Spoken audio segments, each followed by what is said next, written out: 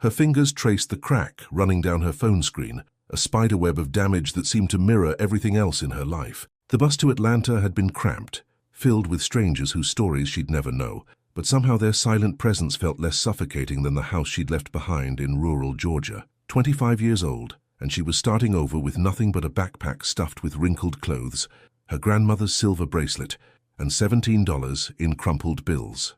The weight of depression sat heavy on her chest, familiar as an old coat she couldn't take off, no matter how warm the weather got. Her mother's last words still echoed in her mind. "You're just like your father, always running when things get hard." The accusation had cut deeper than intended, mainly because Lais feared it might be true. The city smelled different than home, exhaust fumes mixed with food trucks and the faint scent of rain on concrete. People moved with purpose here, their faces buried in phones, earbuds blocking out the world. Lais envied their certainty, their sense of direction. She pulled her hoodie tighter and opened Spotify, letting a melancholic playlist wash over her as she walked toward downtown. The apartment she'd found online was everything the listing had promised: small, affordable, and available immediately. What it hadn't mentioned was how the walls seemed to breathe with the sounds of neighboring lives. Arguments, laughter, someone practicing violin at odd hours. Her roommate, Destiny, was already there when she arrived, leaving dishes in the sink and makeup scattered across the bathroom counter like she was marking territory. "You're the Georgia girl, right?" Destiny barely looked up from her phone. "Rent's due on the 1st. Don't touch my stuff in the fridge." Lais nodded, too tired for conversation. Her room was barely larger than a closet, with a window that looked out onto a brick wall. She sat on the thin mattress and opened Instagram, scrolling through carefully curated lives that made her feel even smaller. Everyone seemed to have figured out some secret she'd missed: how to be happy, how to belong, how to make life look effortless. 3 weeks later, she'd settled into a routine that felt like sleepwalking. The administrative job at Hartwell & Associates was exactly as soul-crushing as expected. 8 hours of data entry, answering phones, and pretending to care about quarterly reports while her boss, Mr. Richardson, treated her like furniture that occasionally spoke. Her days blended together: instant coffee, bus rides where she stared out rain-streaked windows, lunch eaten alone while watching TikTok videos of people half her age living lives that sparkled with possibility. The depression wrapped around her like fog, making everything seem muted and distant. Saturday morning found her at the corner coffee shop, the one place that felt remotely like home. The barista, a girl with purple hair and kind eyes, always remembered her order: medium coffee, extra cream, no sugar. Lais appreciated not having to explain herself here. She was scrolling through job listings on her cracked screen, hoping to find something that paid more than survival wages, when she stood up too quickly. The coffee cup slipped from her fingers, its contents arcing through the air in what felt like slow motion. The hot liquid splashed across a stranger's white t-shirt, and Lais felt her face burn with embarrassment. "Oh God, I'm so sorry. He looked up, and she forgot whatever apology was forming on her lips. His eyes were the color of warm honey, and instead of anger, she saw something unexpected: understanding. "Hey, it's okay," he said, his voice gentle. "These things happen." As he reached for napkins, Lais noticed the guitar case leaning against his chair, covered in stickers from places she'd never been. Something stirred in her chest, not quite hope, but maybe its distant cousin. She had no idea that this clumsy moment would change everything she thought she knew about love. Sometimes the most beautiful connections begin with the messiest accidents. Cale Sumner had learned to read people's faces quickly. It came with the territory of playing music in subway stations and coffee shops. The young woman standing before him, her dark skin flushed with embarrassment, wore the same expression he'd seen in his own mirror countless mornings: someone carrying invisible weight. "I'll pay for dry cleaning," Lais stammered, fumbling through her small purse with shaking hands. "I'm so sorry, I'm having one of those weeks where everything I touch falls apart." He watched her count crumpled dollar bills, and something in his chest tightened. "Seriously, don't worry about it. It's just a shirt." He pulled off the coffee-stained fabric, revealing a faded band t-shirt underneath. "See? Problem solved." The purple-haired barista appeared with a towel and a knowing smile. "Kyle, honey, maybe this is the universe telling you to finally replace that raggedy old thing. Thanks for the fashion advice, Maya." He grinned, then turned back to Lais. "I'm Kyle, by the way, and you're having a rough week." Lais hesitated, clutching her phone like a lifeline. I'm Lais and, yeah, you could say that. New city, new job, new everything. I'm still figuring out how to not trip over my own feet. Atlanta can be overwhelming at first. I moved here 3 years ago with nothing but this guitar and a lot of naive optimism. He gestured toward his case, decorated with stickers from venues that had long since forgotten his name. Some days I'm still figuring it out. Something shifted in her expression. Surprise, maybe relief at finding someone who understood the weight of starting over. You're a musician. I try to be. Reality says I'm a delivery guy who plays music in his spare time. Cale's laugh held no bitterness, just the weary acceptance of someone who'd made peace with his struggles. But hey, the bike keeps me in shape, and I get to see the city from a different angle. Maya refilled Lais' coffee without being asked, a small kindness that didn't go unnoticed. Lais wrapped her hands around the warm cup like it was an anchor. "So what kind of music?" she asked, and Kyle caught something in her voice, genuine curiosity, not just polite conversation. Folk, indie, whatever pays the bills, songs about real life, you know, the messy, imperfect stuff that most people don't want to talk about. He studied her face, noting how she seemed to lean in slightly. "What about you? What brings you to our chaotic little corner of the world?" Lais's phone buzzed with a text from her mother. "Still waiting for you to call me back." She quickly turned it face down, but not before Cale caught the shadow that crossed her features.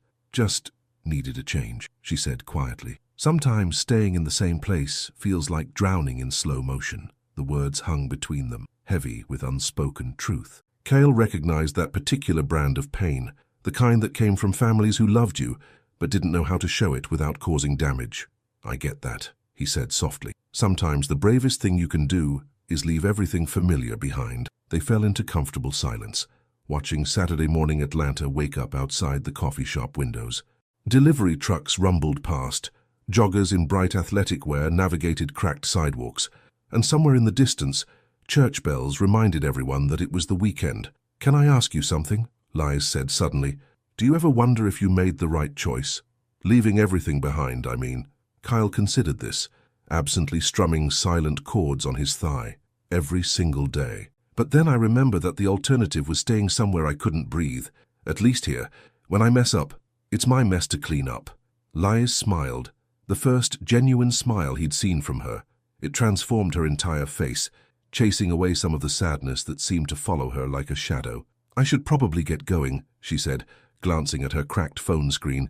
"I have groceries to buy and a very judgmental roommate to avoid." "Wait." Cale pulled out his own phone, fingers hovering over the keyboard. "This might be forward, but would you maybe want to grab coffee sometime, when you're not accidentally throwing it at strangers?" For a moment, Lais looked like she might say no. Her fingers twisted the strap of her purse, and Cale could practically see her talking herself out of taking a chance. "I'm not very good at this," she admitted. "Making friends, I mean, or whatever this is." "Neither am I," Kyle said honestly. "But maybe that's okay. Maybe we can figure it out together." She handed him her phone to input his number, and their fingers brushed briefly.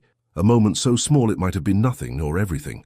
As she walked away, Lais didn't know that the man with honey-colored eyes was about to become her reason to believe in tomorrow. The best conversations happen when the world is asleep and your guard is down. 3 days passed before Lais found the courage to text Kyle. She'd typed and deleted dozens of messages, each one feeling either too eager or too distant. Finally, at 11:47 p.m. on a Tuesday, while lying on her thin mattress listening to Destiny's loud phone conversation through the paper-thin walls, she sent something simple. "Is it weird that I still smell coffee when I think about Saturday?" His response came faster than expected.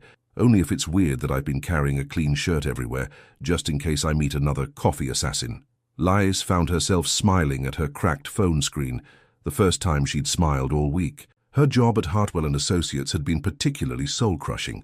Mr. Richardson had spent Monday lecturing her about proper filing techniques, as if organizing other people's paperwork was some sacred art she'd failed to master. Tuesday brought a pile of invoices that seemed to multiply when she wasn't looking, each one a reminder of how small her world had become. "Coffee assassin, that's definitely going on my resume under special skills," she typed back. "So right below. Can make grown men cry with her aim, I assume." Their conversation flowed easily after that, meandering from coffee disasters to favorite songs to the weird noises Atlanta makes at night. Kyle told her about his delivery route, how he'd learned the city's rhythm through its streets, the morning rush that felt like controlled chaos, the afternoon lull when shadows grew long between buildings, the evening surge of people eager to get home to their real lives. "What's your favorite song right now?" he asked around midnight. Lais hesitated. Her current playlist was embarrassingly melancholic, all slow piano and voices that understood sadness. She'd been listening to Phoebe Bridgers on repeat, finding comfort in lyrics that articulated feelings she couldn't name. "You'll judge me," she typed. "Try me." Motion Sickness by Phoebe Bridgers. It's sad girl music. Phoebe Bridgers is brilliant. Have you heard her cover of Summer's End? It'll destroy you in the best way. Relief flooded through her. No judgment, no suggestion that she listened to something more upbeat, just understanding. By Thursday, they'd exchanged numbers on Spotify and created a shared playlist called Coffee Shop Casualties. Kale added folk songs with guitar finger-picking that reminded Lais of summer evenings she'd never experienced. She contributed indie tracks with female voices that sounded like secrets whispered in empty rooms. Friday afternoon found Lais eating lunch alone in the office break room, scrolling through their messages while picking at a sad sandwich. Her co-worker, Nia, slid into the chair across from her, a woman in her 30s with natural hair styled in elegant twists and eyes that missed nothing. "I have been different this week," Nia observed, unwrapping a container of leftover curry that smelled like home cooking. "Less grey around the edges." "Grey around the edges?" Lais looked up from her phone. "Honey, when I first saw you, you looked like someone had drained all the color out of your world. This week there's been little sparks, mostly when you're staring at that phone and trying not to smile." Heat crept up Lai's neck. "It's nothing, just made a friend." The kind of friend who has you checking your phone every 30 seconds. Nia's smile was knowing but kind. "Good for you, baby. We all need someone who makes us remember what smiling feels like." That evening, as Lais waited for the bus home, her phone buzzed with a message from Kyle. Random question. "What's the best meal you've ever had?" She thought about elaborate restaurant dishes she'd seen on Instagram, fancy brunches that cost more than her daily food budget. Then she remembered being 12, sick with the flu, and her grandmother making grilled cheese and tomato soup from a can, cutting the sandwich into perfect triangles and sitting beside her bed until she fell asleep. "Grilled cheese and canned soup when I was sick. My grandmother made it taste like love. That's beautiful. Mine was gas station nachos at 2 a.m. after my first open mic. I was terrified I'd bombed, but this older musician told me I had something real. Those plastic cheese nachos tasted like possibility." Their conversation continued on the bus ride home, through dinner, instant ramen for her, leftover pizza for him, and into the quiet hours when the city settled into its nighttime rhythm. They talked about childhood fears and adult anxieties, about the weight of other people's expectations and the loneliness of trying to figure out who you're supposed to be. "Can I tell you something?" Lais typed at 1:23 a.m., lying in her narrow bed while Destiny's TV blared through the walls. "Always. I was scared to text you, not because you seem scary, but because, when was the last time something good happened to me? I keep waiting for the catch." The typing indicator appeared and disappeared several times before his response came. "I get that. Sometimes good things feel dangerous when you're used to disappointment. But maybe we both deserve something that doesn't hurt." Lais stared at those words until they blurred. Maybe they both deserved something that didn't hurt. When was the last time she'd considered what she deserved, rather than what she could survive? "Want to meet for real coffee this weekend?" she typed before she could lose her nerve. "I promise to keep my hands steady this time. I'll bring a change of clothes, just to be safe." As she finally drifted off to sleep, Lais's phone glowed softly beside her pillow, their playlist painting the darkness with quiet melodies of hope. But she had no idea that Saturday would bring a revelation that would shake the foundation of everything she thought she knew about herself. The most dangerous thing about walls is how good they feel when someone finally convinces you to let them down. Saturday arrived with the kind of gentle sunshine that made Atlanta feel almost magical. Lais changed her outfit 3 times before settling on jeans and a soft yellow sweater that Nia had convinced her to buy last month. "Colors matter, honey," Nia had said. "They tell the world you're still fighting." They met at Piedmont Park, where families spread blankets on grass that was finally turning green after a harsh winter. Kyle was already there when she arrived, guitar case slung across his shoulder, looking effortlessly at ease in a way that made her slightly envious. His hair caught the afternoon light, and when he smiled at her approach, something warm unfurled in her chest. "How you came?" he said, and there was genuine surprise in his voice. "You sound like you thought I'd bail. I hoped you wouldn't. There's a difference." He gestured toward a large oak tree with shade that dappled the ground in shifting patterns. "I brought provisions." The provisions turned out to be gas station sandwiches, 2 bottles of sweet tea, and a bag of those ridiculously orange cheese crackers that tasted like childhood. They settled against the tree trunk, and Lies found herself relaxing for the first time in weeks. "This is perfect," she said, unwrapping her sandwich. "I can't remember the last time I had a picnic." "Really?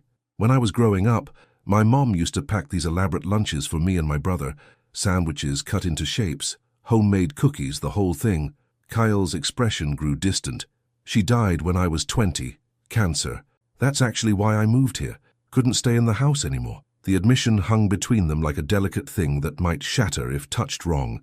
Lais felt her own walls shifting, recognizing the trust he'd just offered. "I'm sorry," she said quietly. "That must have been devastating." "It was. Still is some days. My brother Malik deals with it differently. He throws himself into work, becomes this corporate success story. Me, I apparently run away and try to make strangers cry with folk songs."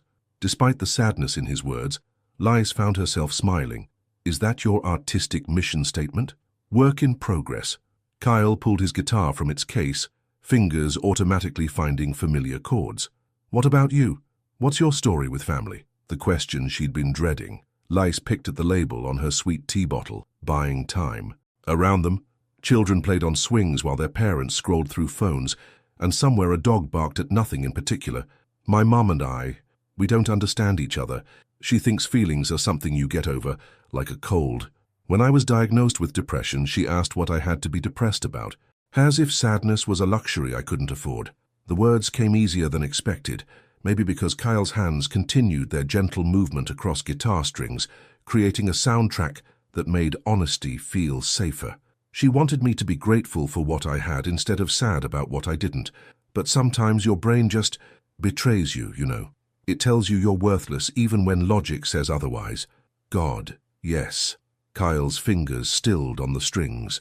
"The number of times people have told me to just think positive or focus on the good things, as if depression is a choice we make because we enjoy being miserable." Something loosened in Lice's chest, the relief of being understood without explanation. She watched his hands resume their movement, creating melodies that seemed to capture exactly how she felt when words weren't enough. "Will you play something?" she asked. "Something that sounds like this moment." Kyle's fingers found a gentle progression, something soft and hopeful with underlying complexity. He began to sing, his voice rough around the edges, but honest in a way that made her think of old wooden floors and morning coffee, and the feeling of finally exhaling after holding your breath too long. "Found you in the wreckage of my ordinary day, coffee stains and cracked phone screens. But your smile stayed. Maybe broken things can still be beautiful. Maybe lost souls find each other when they need to." The song was clearly improvised, born from this moment, this tree, this unexpected connection between two people who'd learned to expect disappointment. When he finished, the silence felt full rather than empty. "That was beautiful," Lais whispered. "That was you," he said simply. "You're the song I didn't know I needed to write." The words hit her like gentle lightning. When was the last time someone had seen her as inspiration rather than burden? When had anyone ever made her feel like she was worth writing about? Her phone buzzed with a text from her mother. 3 weeks in Lace. 3 weeks since you've called. I know you're angry, but this silence is killing me." The spell broke. Reality crashed back. Responsibilities. Guilt. The weight of expectations she'd tried to leave behind. Cale must have seen her expression change because his hand found hers. Warm and steady. "Whatever that was, you don't have to deal with it alone anymore," he said. The words were meant to comfort, but they terrified her, because wanting someone to stay was the first step toward being devastated when they inevitably left. But as she looked into his honey-colored eyes, Lais realized she was already in too deep to protect herself from the fall. Sometimes the phone rings at exactly the wrong moment, bringing voices you've been running from. The call came at 2:17 a.m. on a Wednesday, jarring Lais from the first peaceful sleep she'd had in months. Her phone vibrated against the nightstand, the screen illuminating her small room with harsh blue light. Through the thin walls, She could hear Destiny's television still blaring some late-night reality show. "Lisa, baby, please don't hang up." Her mother's voice sounded smaller than she remembered, fragile in a way that made Lay's chest tighten with unwanted concern.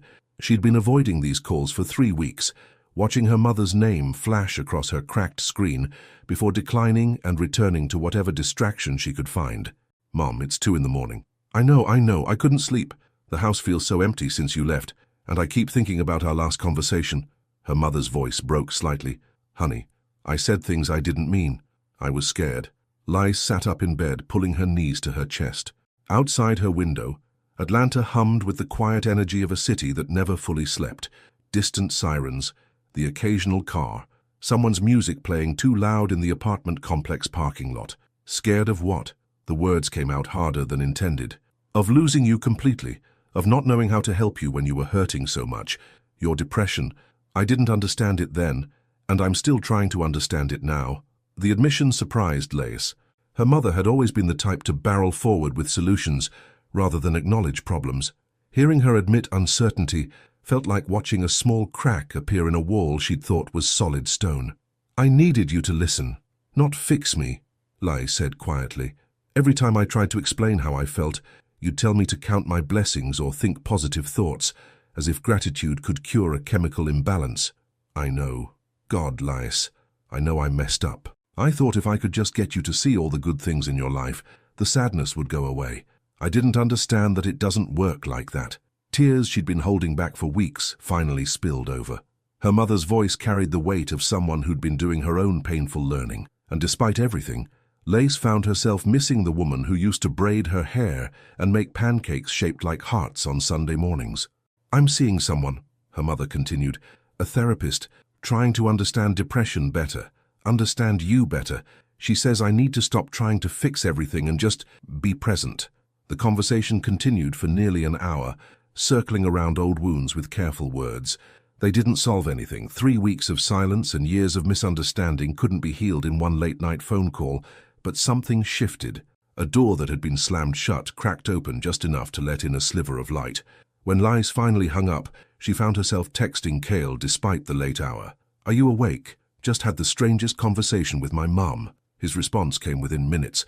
"Always awake around this time. Want to talk about it?" They texted until dawn, Lais curled under her thin blanket, while Cale apparently sat in his own small apartment across the city. He told her about his complicated relationship with his brother Malik, how grief had driven them apart when it should have brought them closer. She shared pieces of her childhood, the weight of being the sensitive kid in a family that valued strength, the loneliness of feeling like an alien in her own home. "Maybe our families love us the only way they know how," Kyle wrote, "even when it's not the way we need them to." "That's very wise for 4 a.m., she replied. "I'm full of profound insights when I'm sleep-deprived. Ask me about the meaning of life." "What's the meaning of life?" "Coffee, and maybe finding someone who gets your weird sense of humor." Despite everything, Lais found herself smiling in the darkness.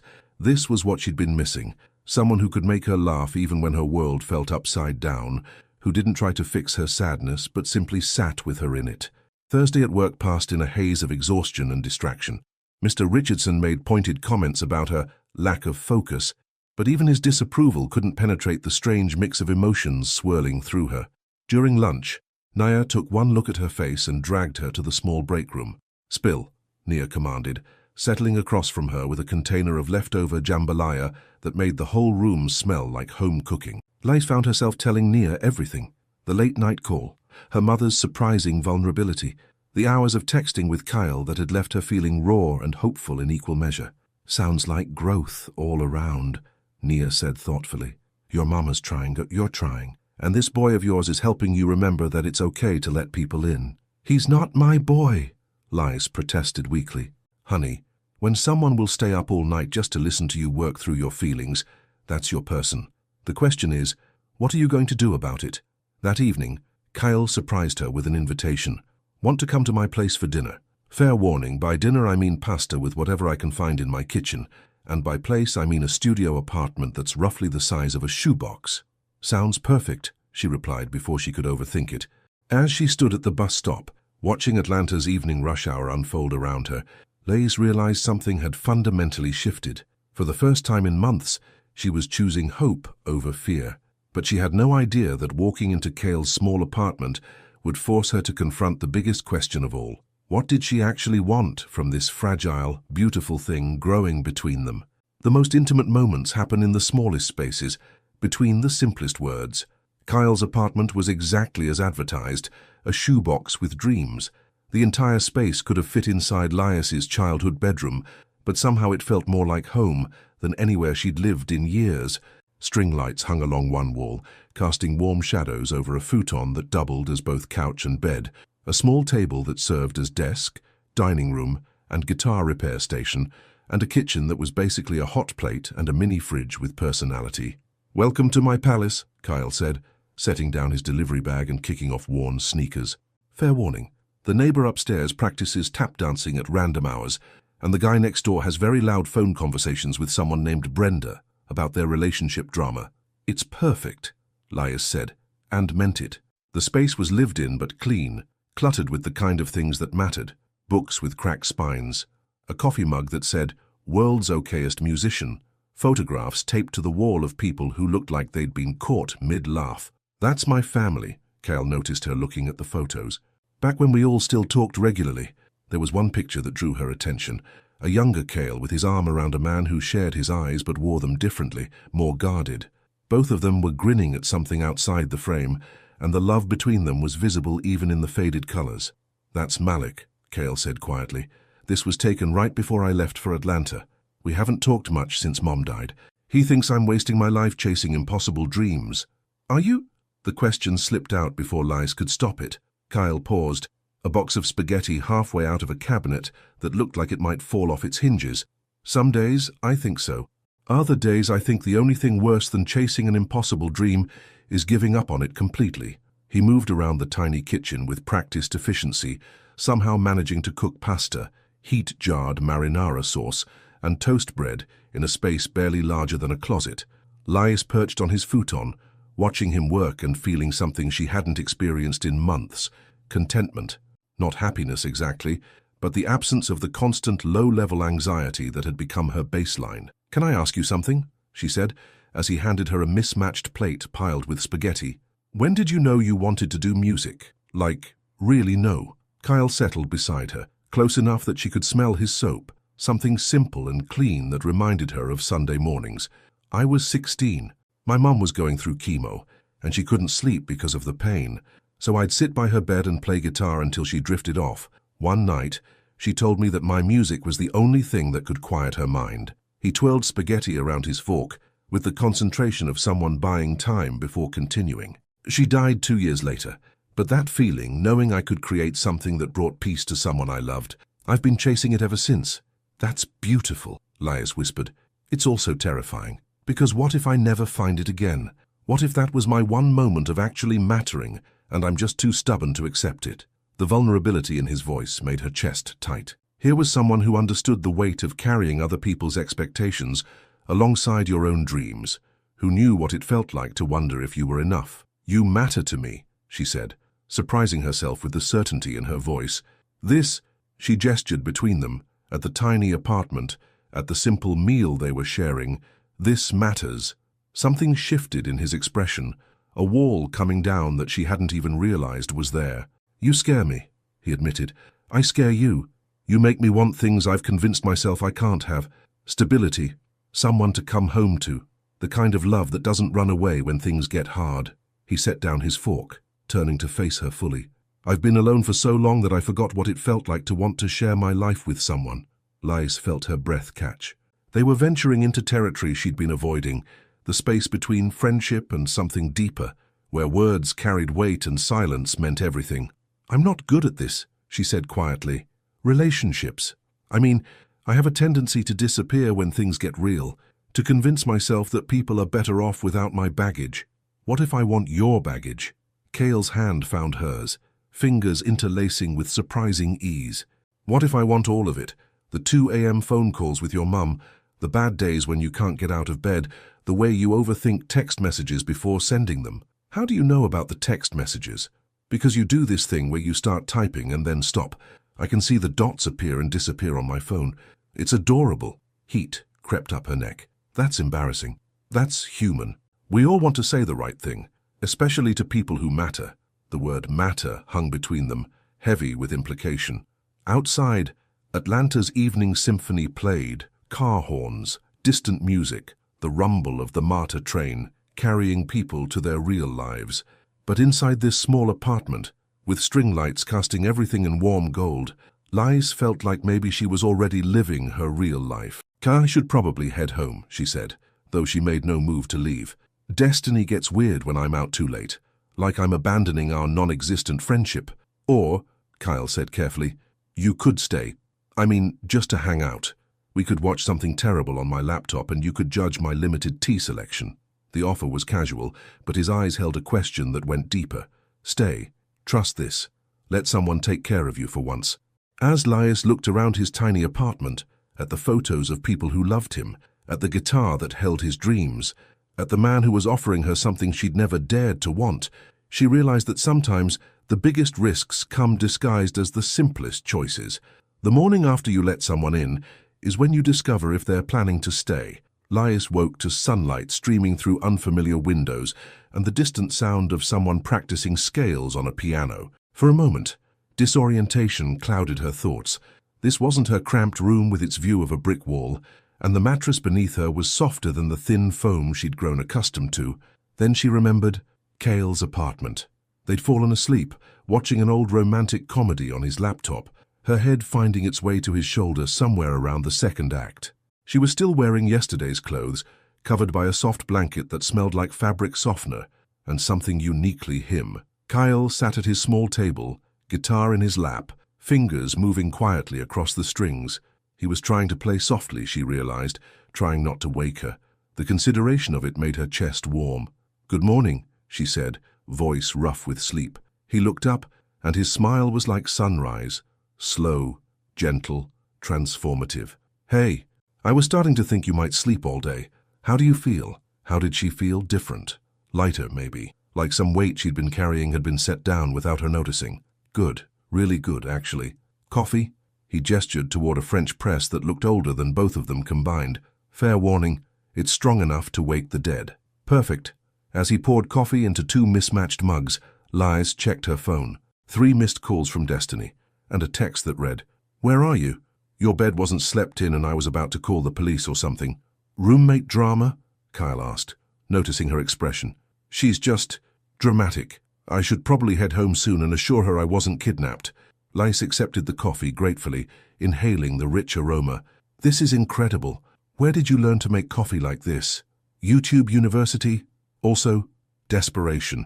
When you can't afford good coffee shops, you learn to make magic happen at home. They sat in comfortable silence, drinking coffee while Atlanta woke up around them. Through the thin walls, she could hear the tap dancer upstairs beginning their morning routine and someone's alarm going off repeatedly next door. It should have been chaotic, but somehow the symphony of other people's lives felt comforting rather than intrusive. "I need to tell you something," Kyle said suddenly, setting down his mug. "Last night, having you here, waking up and seeing you still there, it felt like something I could get used to." The words hung between them, honest and vulnerable. Lies felt her heart speed up. That familiar flutter of panic when something good threatened to become real. "Kyle, I know it's fast," he continued, as if he could sense her retreat beginning. "I know we barely know each other, and I know you're dealing with your own stuff, but I also know that I haven't felt this connected to another person in years." Lies stared into her coffee cup, watching the surface ripple slightly with her breathing. Everything in her wanted to run, to make excuses, create distance, protect herself from the inevitable disappointment. But something stronger held her in place, the memory of falling asleep feeling safe for the first time in months. "I'm scared," she admitted quietly. "Of what?" "Of this. Of wanting something this much. Of letting myself hope that maybe—" She trailed off, unable to finish the thought. "Maybe what?" "Maybe I deserve something good for once." Kyle reached across the small space between them, cupping her face gently in his hand. "You deserve everything good, Lias. Every single beautiful thing this world has to offer." Tears threatened, but they were different from the ones she'd grown accustomed to, not born from sadness or frustration, but from the overwhelming relief of being seen clearly and accepted completely. Her phone buzzed with another text from Destiny. "Seriously, where are you?" The moment broke. reality creeping back in. Lies pulled back reluctantly, already missing the warmth of his touch. "I really should go," she said, though every part of her wanted to stay in this tiny apartment where the world felt manageable and hope seemed possible. "I know." Kyle stood, moving to grab a hoodie from a hook by the door. "Let me walk you to the bus stop." "You don't have to." "I want to." They gathered her things in comfortable silence, and Kyle tucked his guitar back into its case. As they prepared to leave, he paused at the door. "Lies? Last night wasn't just about being lonely, was it? I mean, for either of us." She met his eyes, seeing her own hope reflected there. "No, it wasn't." "Good, because I'd like to do it again. The dinner, the talking, the falling asleep watching terrible movies, all of it." Outside, Atlanta buzzed with Saturday morning energy. Joggers claimed the sidewalks. Families headed toward the park with strollers and soccer balls, and the smell of bacon drifted from a nearby diner. They walked slowly, neither wanting to rush toward goodbye. At the bus stop, Kyle pulled out his phone. "There's something I want to show you. A music festival happening next month. Local acts. Very small, very low-key. I'm thinking about signing up to play."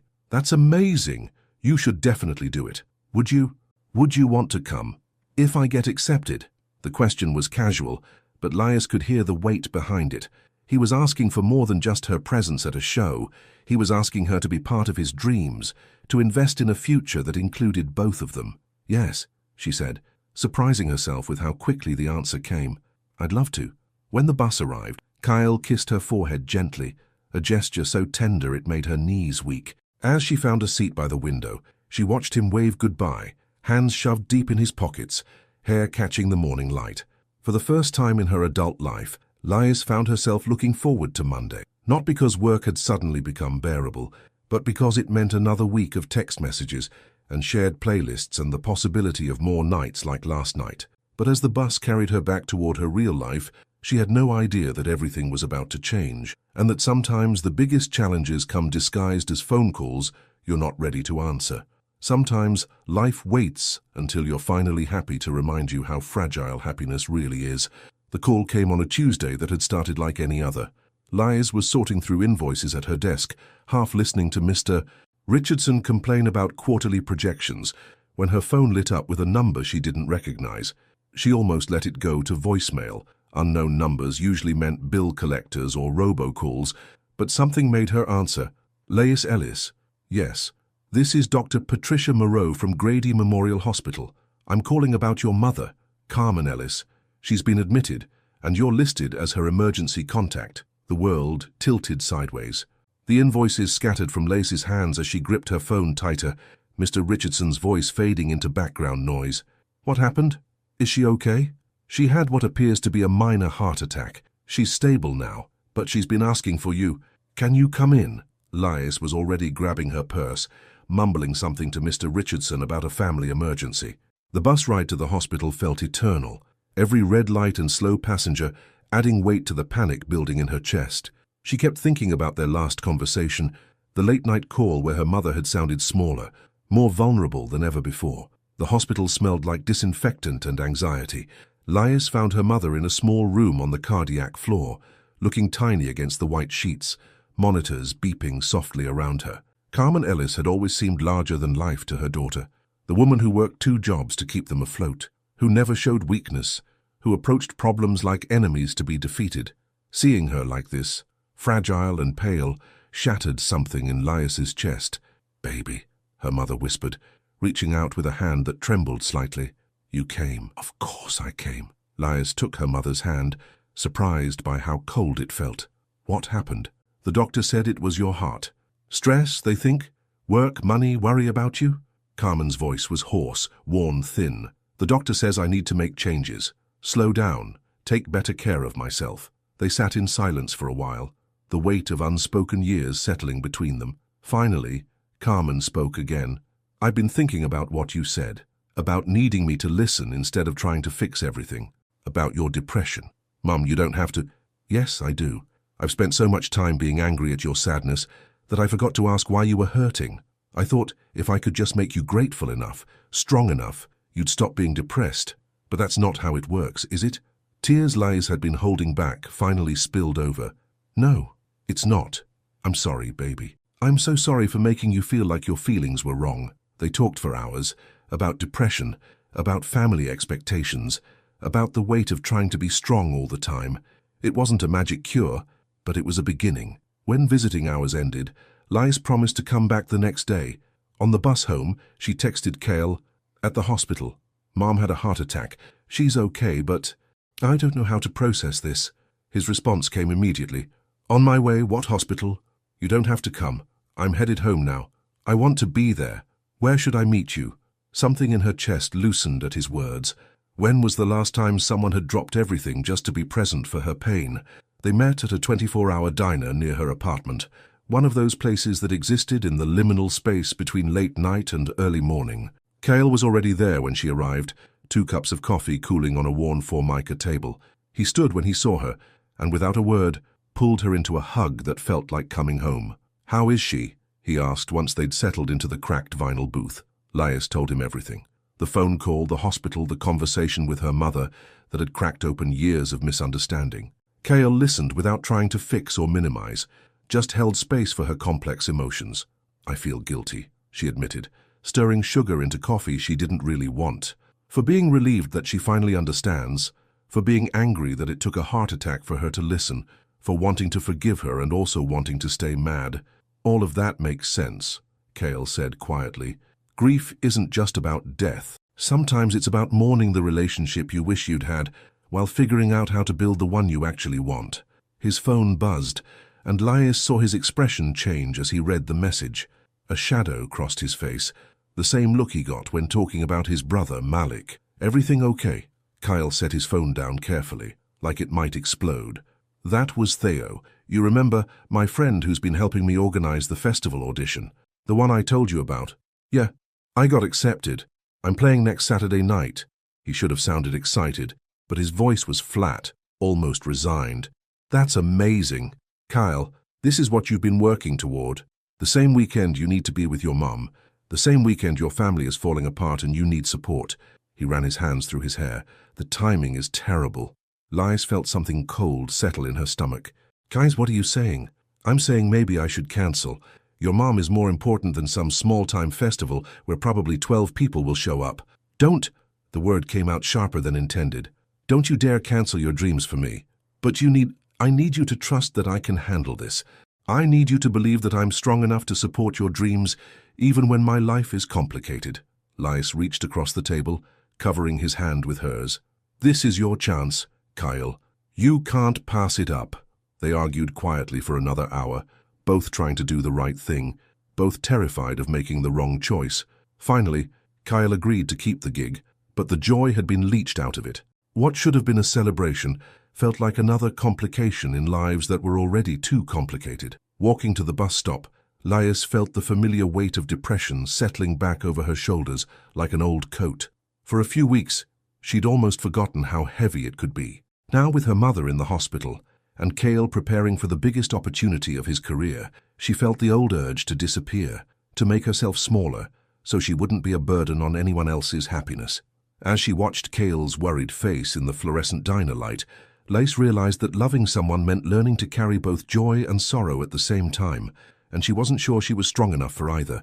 The week before everything changes is when you discover what you're really made of. The days following her mother's heart attack blurred together like watercolors in rain. Lais found herself living in a strange, liminal space, splitting time between the hospital's sterile corridors and her cramped apartment, between supporting her mother's recovery and trying to maintain some semblance of normal life. Sleep came in fragments, and food tasted like cardboard. Mr. Richardson had been surprisingly understanding about her need for flexible hours, though his version of compassion involved pointed comments about maintaining professional standards during personal crises. Nia picked up the slack without being asked, covering phones when Lais disappeared for long lunch breaks at the hospital. "You look like hell, honey," Nia said Thursday afternoon, sliding a container of homemade soup across Lais's desk. "When's the last time you ate something that wasn't from a vending machine?" "I'm fine," Lais lied, stirring the soup without really tasting it.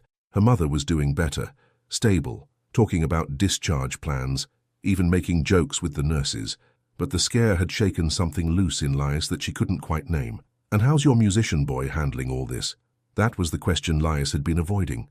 Cale had been nothing but supportive, texting throughout the day, bringing her coffee at the hospital, listening to her process the same anxieties over and over, but she could see the strain in his face, the way he kept checking his phone for updates from Theo about the festival, the careful way he avoided mentioning Saturday night's performance unless she brought it up first.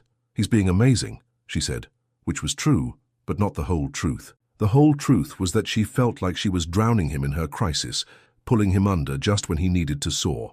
That evening, she sat beside her mother's hospital bed while Carmen dozed fitfully. The monitors had become background music, steady beeps that marked time in a place where time felt suspended. Her phone buzzed with a text from Kyle. "How's she doing today?" "Better. Doctors think she can go home Monday." "That's great news. How are you doing?" Such a simple question, but it made tears spring to her eyes.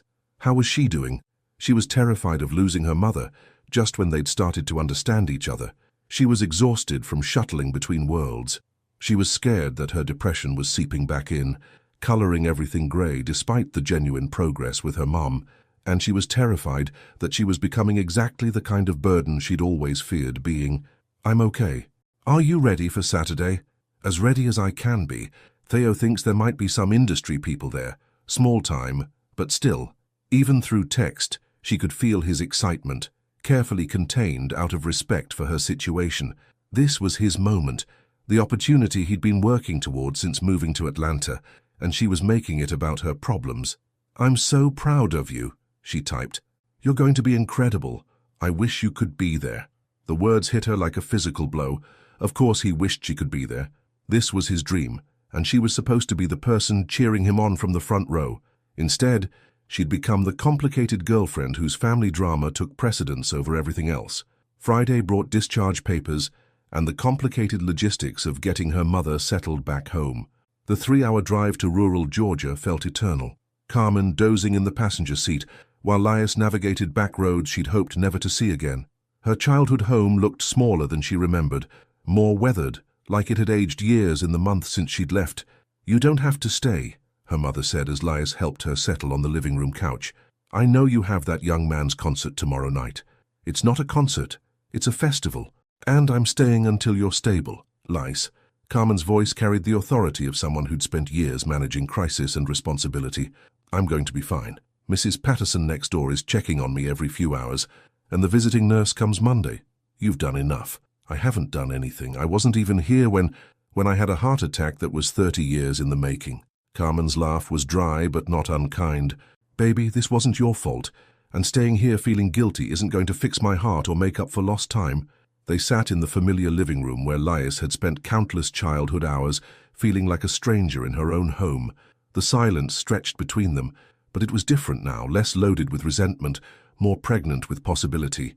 "I'm scared," Lias admitted quietly, "of leaving you alone, of going back to Atlanta and pretending everything's normal, of being happy when you're still recovering." "And I'm scared of you staying here out of obligation instead of love," Carmen replied. "We've wasted too many years being afraid of the wrong things." Her phone rang, Kyle calling, probably to check in before his show tomorrow. Lias let it go to voicemail, then immediately felt guilty for avoiding him. "Answer it," her mother said gently. "I don't know what to say to him. He's got this huge opportunity tomorrow, and I'm here dealing with family drama. He's being supportive, but I can see that I'm holding him back. Or maybe you're scared that if you let yourself be happy for him, you'll have to admit that good things can happen even when life is complicated." The words hung in the air like a challenge.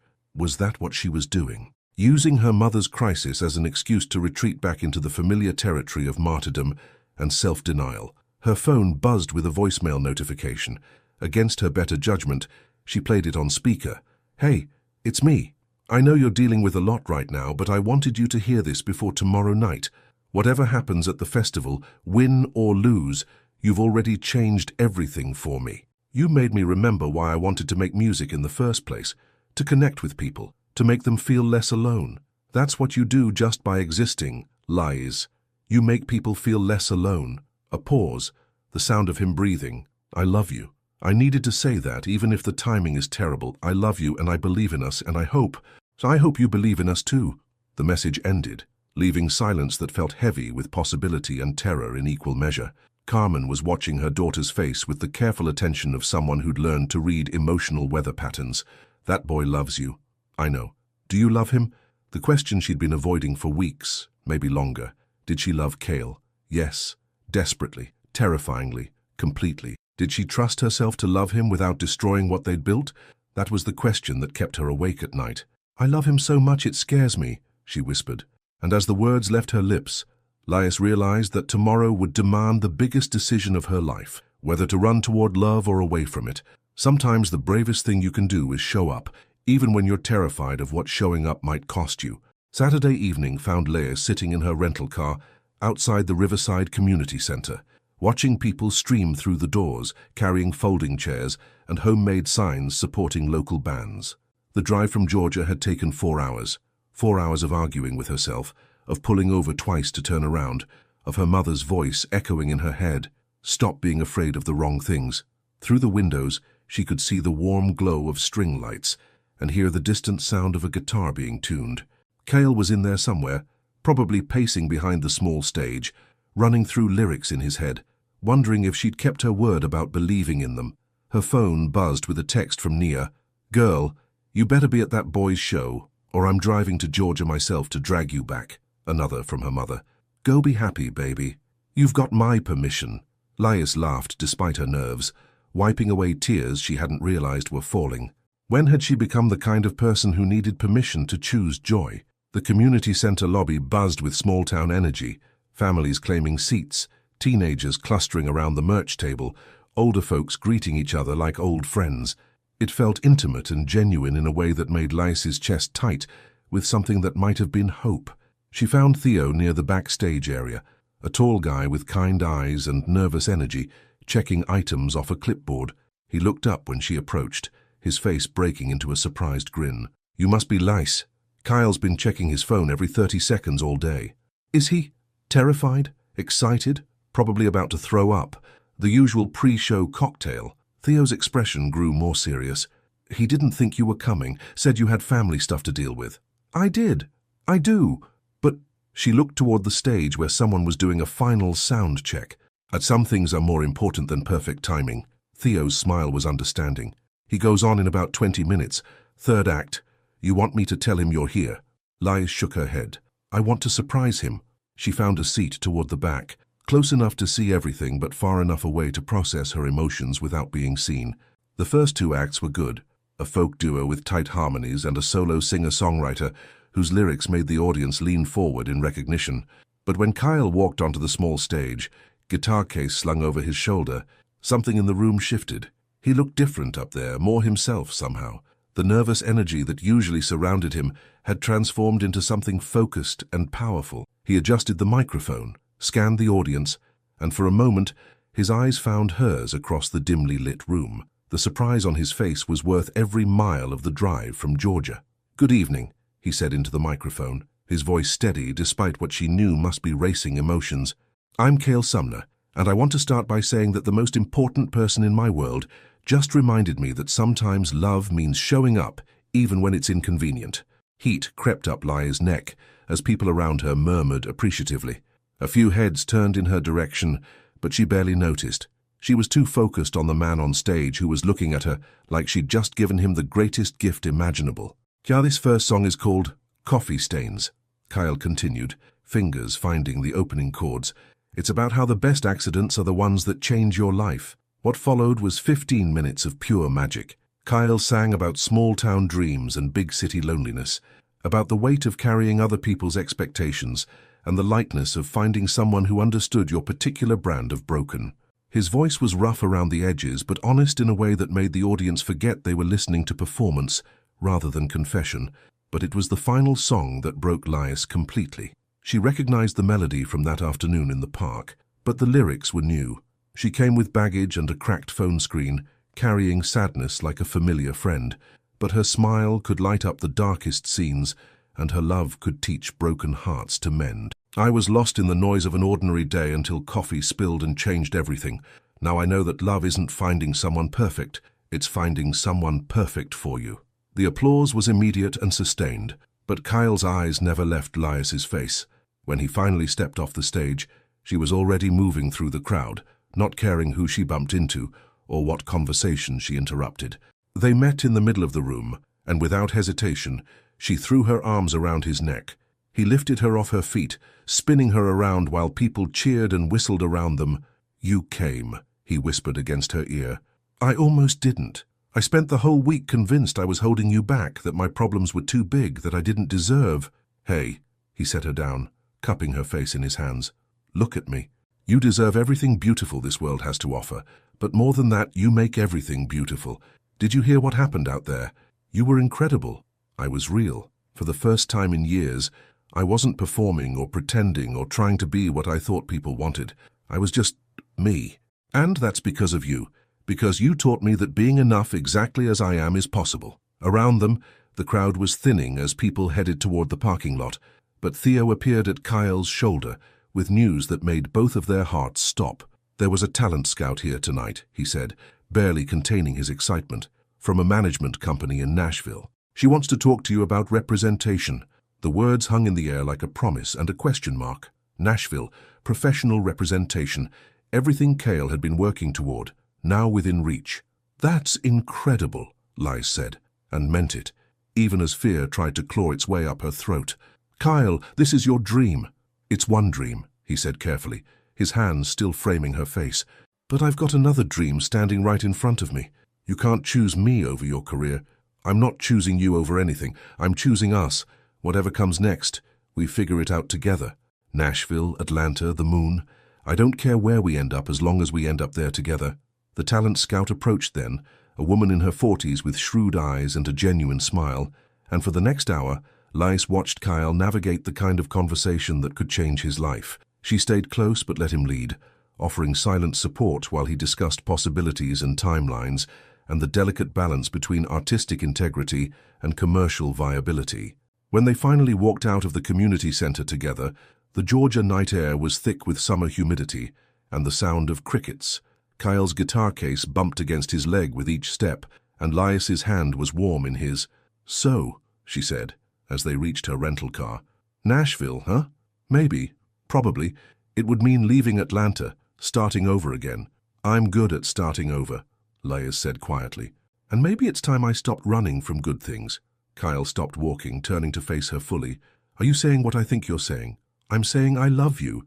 I'm saying I'm terrified and excited and completely unprepared for any of this. But I'm also saying yes. Yes to Nashville.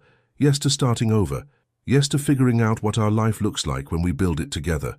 His kiss tasted like possibility and promises they were finally brave enough to make. As they stood in the parking lot of a small-town community center, holding each other under a canopy of stars, Lias realized that love wasn't about finding someone who completed you. It was about finding someone who inspired you to complete yourself. 2 years later, love isn't the absence of struggle. It's the presence of someone who chooses to struggle alongside you. The Nashville apartment was smaller than their place in Atlanta had been, but it felt like home in ways that square footage couldn't measure. Sunlight streamed through windows that faced east, catching the dust motes that danced above Kyle's guitar case, now one of 3, thanks to the modest success of his debut EP. The walls were covered with a mixture of his tour posters and printouts of Lice's blog posts, the ones that had started as a way to process her depression and grown into something that helped thousands of other people feel less alone. Lice sat at her laptop at their small dining table, responding to comments on her latest post about navigating anxiety during major life changes.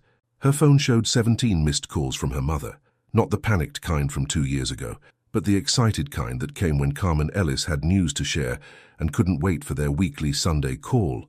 She finally said yes, her mother's voicemail revealed, laughter bubbling through the phone speaker.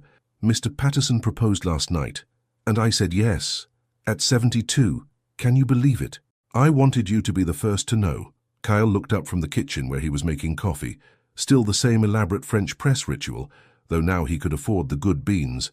"Your mum's getting married. Apparently finding love at any age runs in the family." Lice grinned, already dialing her mother back.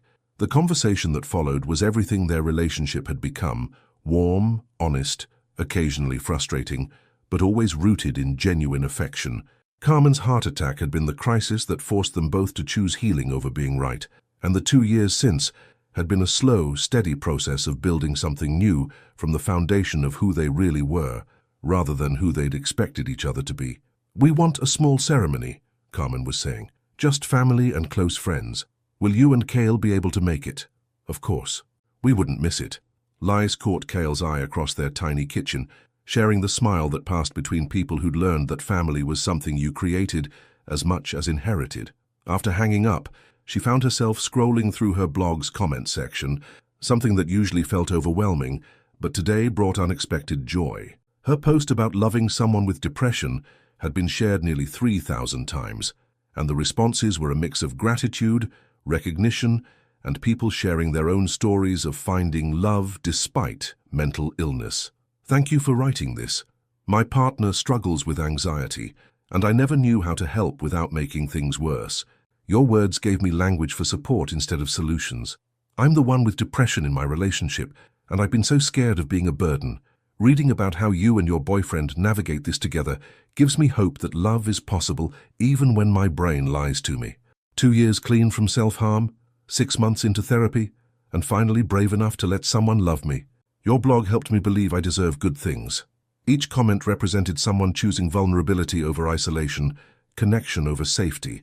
Lais still took her antidepressants every morning with her coffee, still had days when the weight of sadness felt too heavy to carry, but she'd learned that healing wasn't about becoming a different person. It was about becoming more fully herself, depression and all. "Hey," Cale said, settling beside her with 2 steaming mugs. "Earth to Lais, you've got that look." "What look?" "The look you get when you're reading comments and remembering that your words matter to people. It's a good look on you."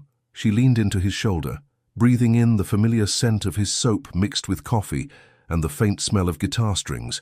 Through their window, she could hear Nashville waking up, delivery trucks, morning commuters, someone practicing piano in the building next door. "Theo called while you were talking to your mum," Kyle said. "The label wants to discuss a full album. Nothing set in stone, but they're interested in the direction we've been heading." "That's incredible. You must be cautiously optimistic," he finished. "I learned that phrase from you." It was true. Success in Nashville had come slowly, built on late-night gigs and streaming numbers that grew steadily rather than exploded overnight. Cale's music had found its audience, people who appreciated honesty over polish, stories over hooks. He played smaller venues than he'd once dreamed of, but the connection with his audience was deeper, more genuine. "There's something else," he said, reaching into his pocket. "Joe, I know we talked about doing things our own way, about not following other people's timelines."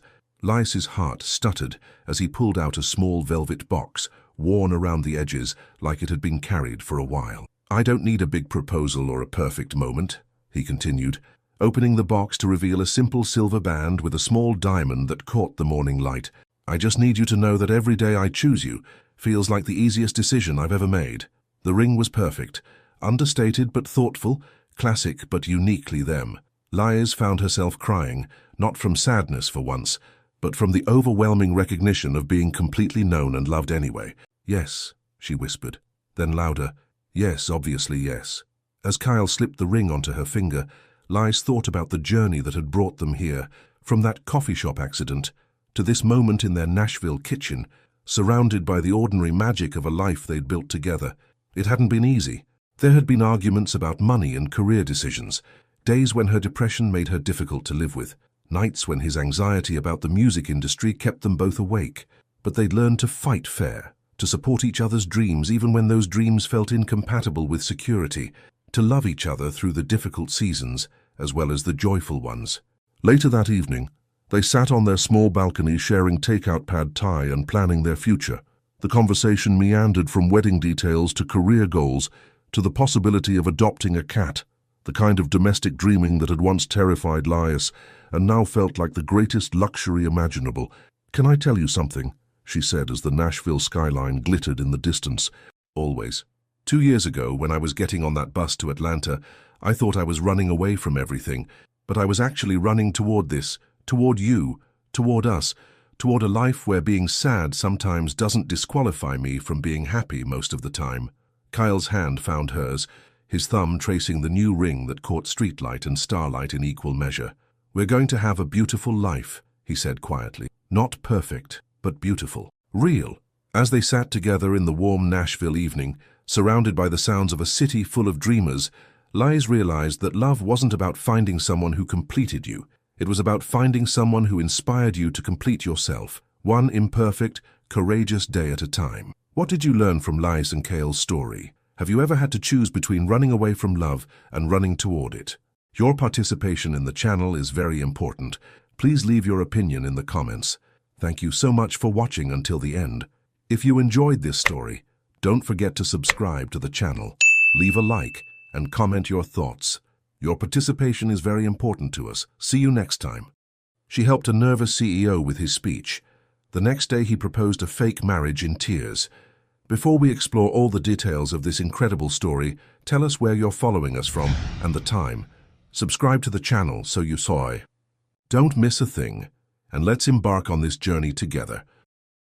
The air conditioner died at exactly 6:43 p.m., the same moment Nyota Wilson's credit card was declined at the convenience store downstairs. She stared at her reflection in the co-working space's bathroom mirror, carefully reapplying her signature eyeliner while droplets of sweat threatened to ruin her perfectly crafted professional image. At 32, she had mastered the art of looking composed, even when her world was quietly falling apart. Just get through this last Instagram live, then you can cry in the shower, she whispered to herself, adjusting the golden ankh necklace that had been her grandmother's final gift. The ancient Egyptian symbol of life now felt more like a weight, reminding her of all the expectations she carried as the first Wilson to leave academia for the corporate world. Her phone buzzed. Another bank notification.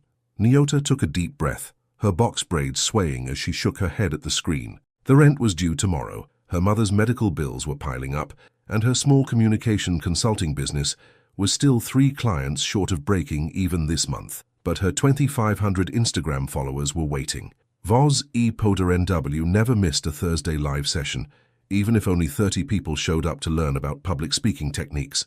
She straightened her burgundy blazer, the one with African wax print details that made her feel both professional and true to her heritage, and walked back to her tiny office. The live session started like any other. "Remember, your voice matters," she said into her phone camera, positioned carefully to hide the water stain spreading across her office ceiling. "Today, we're talking about body language in high-pressure situations." That's when he stumbled in. Later, Nyota would remember every detail of that moment, the way his Armani suit couldn't hide the trembling of his hands, how his blue-grey eyes couldn't quite meet hers, the slight grey at his temples that made him look distinguished, yet somehow vulnerable. But most of all, she'd remember thinking that no one who wore a Patek Philippe watch, worth more than her annual income, should look that terrified. I apologize for the interruption," he said, his voice barely above a whisper. "My communication coach just quit, and I have the most important presentation of my career tomorrow morning, and your office was the only light still on in the building, and—" He stopped, running his fingers through his carefully styled dark hair, destroying what was probably an expensive haircut. Nyota found herself doing what she always did when faced with someone in crisis. She switched into what her best friend Sage called her professional voice whisperer mode.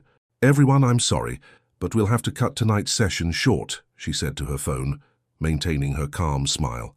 "Remember, your homework is to practice power poses in front of your mirror. Tag me in your attempts."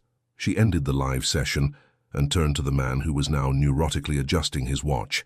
"I'm Nyota Wilson," she said, extending her hand, "and you look like you could use a cup of tea." "Jacob?" he replied, his handshake firmer than she expected. "Jacob Alexander Blackwood III, and what I need is a miracle." The ceiling fan whirred uselessly above them, pushing around hot air in the cramped office. Jacob's eyes darted to the door twice in the span of 10 seconds, a classic sign of social anxiety that Nyota had learned to recognize in her years of coaching. "Tell me about this presentation," she said, pulling out her emergency stash of chamomile tea, the fancy kind she saved for potential clients, not the generic brand she kept for herself. He checked his watch again, rotating it exactly 3 times. "It's for the board tomorrow. Our sustainable energy project could provide affordable power to thousands of low-income families, but if I don't convince them—" His voice trailed off. Nyota noticed the slight tremor in his left hand, the way his breathing hitched when he mentioned the board.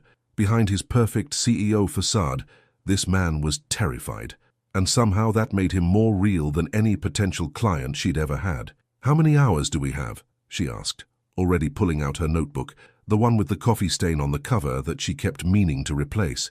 Jacob checked his watch again. 14 hours and 23 minutes. Nyota thought about her overdue rent, about the instant ramen waiting in her kitchen cabinet, about the fact that she had already used up all her data for the month. Then she thought about the way Jacob's hands wouldn't stop shaking. "Okay," she said, pulling out her emergency granola bar from her desk drawer. "We're going to need more tea." She didn't know it then, but that moment, with the broken air conditioner, her declined credit card, and a trembling CEO in her tiny office, would be the beginning of something that would change both their lives forever. What she did know was that for the first time in months she wasn't thinking about her own problems. Instead, she was focused on the way Jacob's shoulders relaxed slightly when she pulled out her coaching notebook, how his breathing steadied just a bit when she started asking him questions about his presentation. "First," she said, breaking the granola bar in half and offering him a piece, "tell me why this project matters to you. Not to the board, to you." Jacob stared at the offered granola bar like it was both a lifeline and a threat. Then slowly, he began to speak. And somewhere in the humid Manhattan night, as a wealthy CEO and a struggling consultant shared a stale granola bar in a too-small office, something unexpected began to take root. Something that neither spreadsheets nor coaching manuals could have predicted. But that would come later. For now, there was just this. A woman who helped others find their voice trying to ignore her own financial crisis, and a man whose net worth could solve all her problems, but who couldn't get through a presentation without his hands shaking. The clock on the wall ticked past 7 p.m., and New York City continued its eternal hustle outside the window. Inside, Nyota Wilson opened a fresh page in her notebook and wrote at the top, "Project, Finding Your Voice." She had no way of knowing that by this time tomorrow, everything she thought she knew about business, relationships, and herself would be turned upside down. All she knew was that she had 14 hours to perform a miracle, and she was already running out of tea. 3 hours into their emergency coaching session, Nyota discovered something about Jacob Alexander Blackwood III that wasn't in any public record or Forbes profile. When truly focused, he stopped checking his watch. It was nearly midnight, their 5th cup of tea growing cold, and his Patek Philippe hadn't been rotated once in the past 20 minutes. "Again," she said, perched on her desk because her second office chair had broken last week. "Tell me about the solar panels, but this time remember what we discussed about breathing." Jacob stood by the window, Manhattan's lights creating a halo around his tall frame. His suit jacket had long been discarded, tie loosened, and those few grey hairs at his temples caught the fluorescent light. For a man worth millions, he looked startlingly human. "The technology isn't just about energy," he started, his voice steadier than it had been hours ago. "It's about—" His hand twitched toward his watch. "Ah," Nyota raised her finger. "What did we say about the watch?" A ghost of a smile crossed his face. 3 strikes, and I have to tell you why I really check it." "And that was strike 3. She crossed her arms, box braids falling over one shoulder. "Time to pay up, Mr. CEO." The silence that followed felt heavy, with something more than just humidity. Jacob turned to the window, and for a moment, Nyota thought he might refuse. Rich people usually did when pushed too far. "My grandmother gave it to me," he said finally, so quietly she almost missed it. "The day before she died, she took it off my grandfather's wrist and gave it to me. Said I'd need it more than he did since he'd—" Jacob's voice caught. "Since he'd run out of time." The office suddenly felt too small, too intimate for such a confession. Nyota unconsciously touched her own inheritance, the Ankh necklace warm against her skin. "She was the only one who knew about my anxiety," he continued, still facing the window. "Everyone else just called it perfectionism, said it was what made me successful. But she—" His reflection in the glass showed a vulnerability that made Nyota's throat tight. "She used to time my panic attacks with this watch, said if we could count the seconds, we could survive anything." Before Nyota could respond, her phone buzzed loudly against the desk. The screen lit up with a text from Sage. "Girl, where are you? It's midnight and your dinner's getting cold. Also, the super left another note about the leak."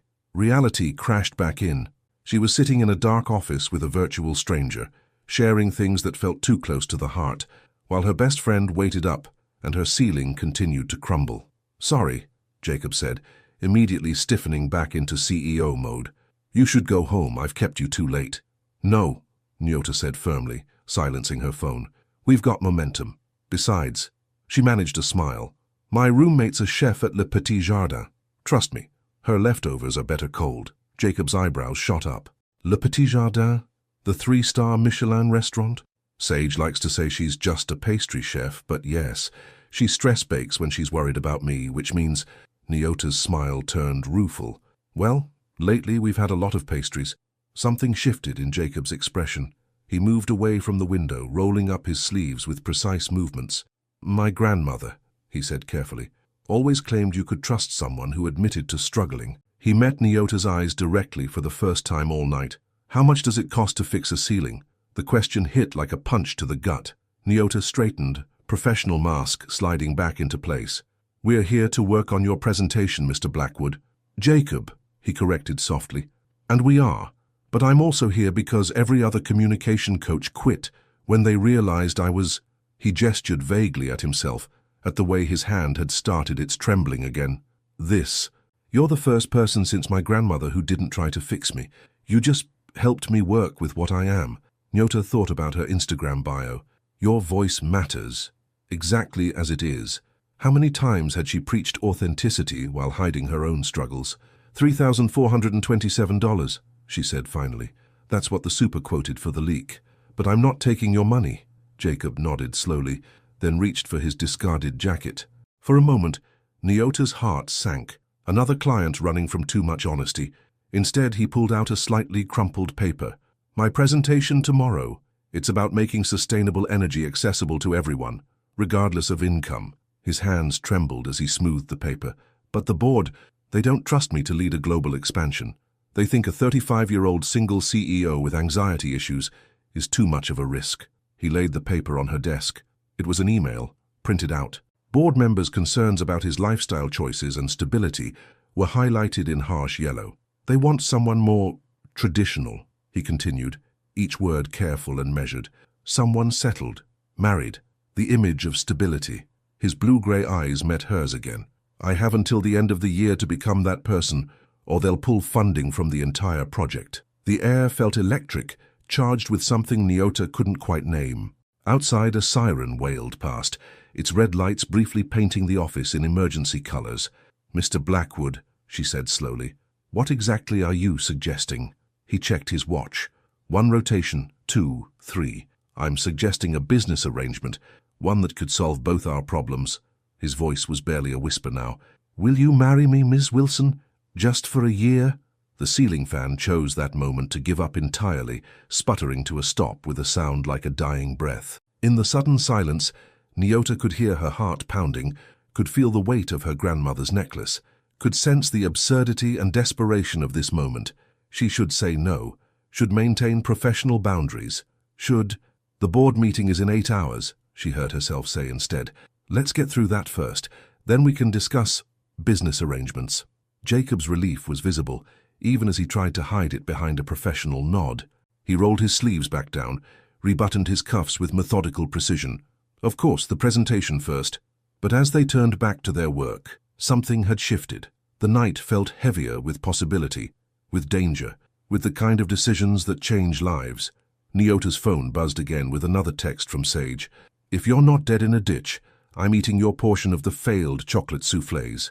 She didn't reply. How could she explain that she was watching a millionaire CEO practice breathing exercises while considering a proposal that was either completely insane or terrifyingly rational? Instead, she opened her coaching notebook to a fresh page and wrote, Lesson 2.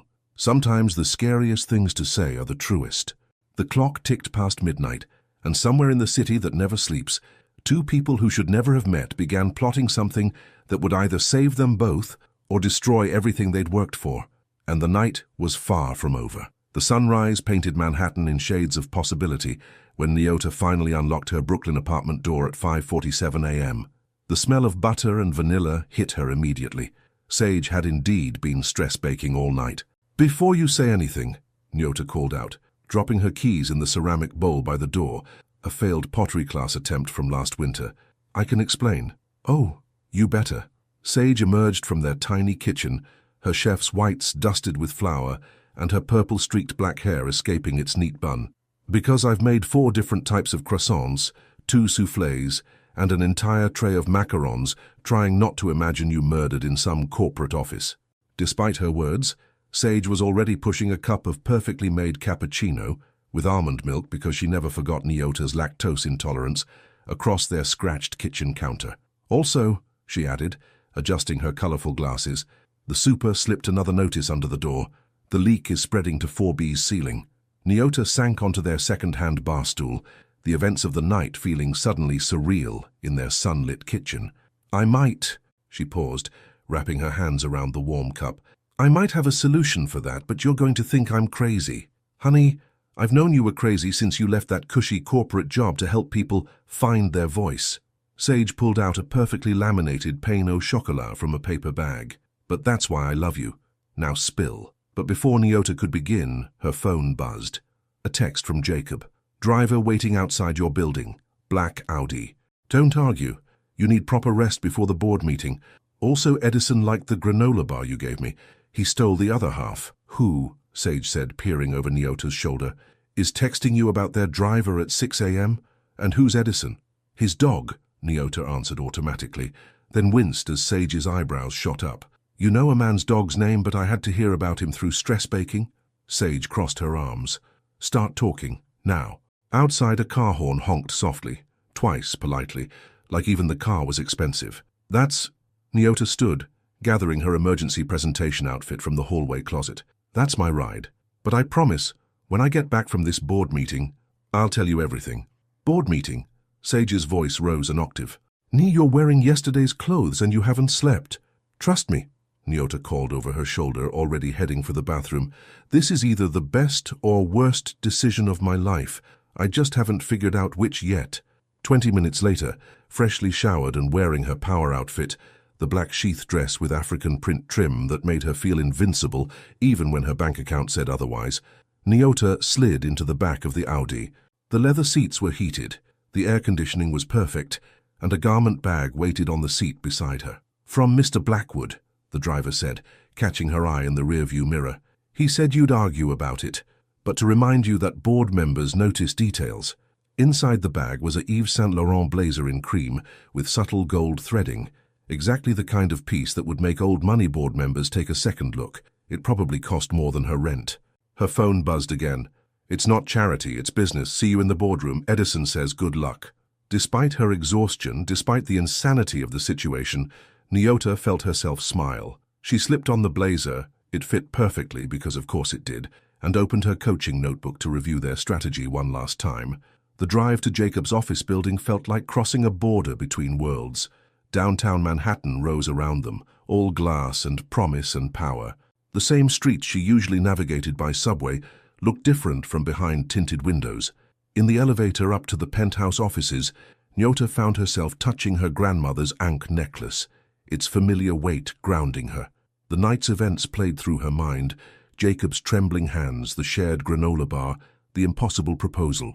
The elevator doors opened directly into a reception area, where a worried-looking assistant immediately rushed forward.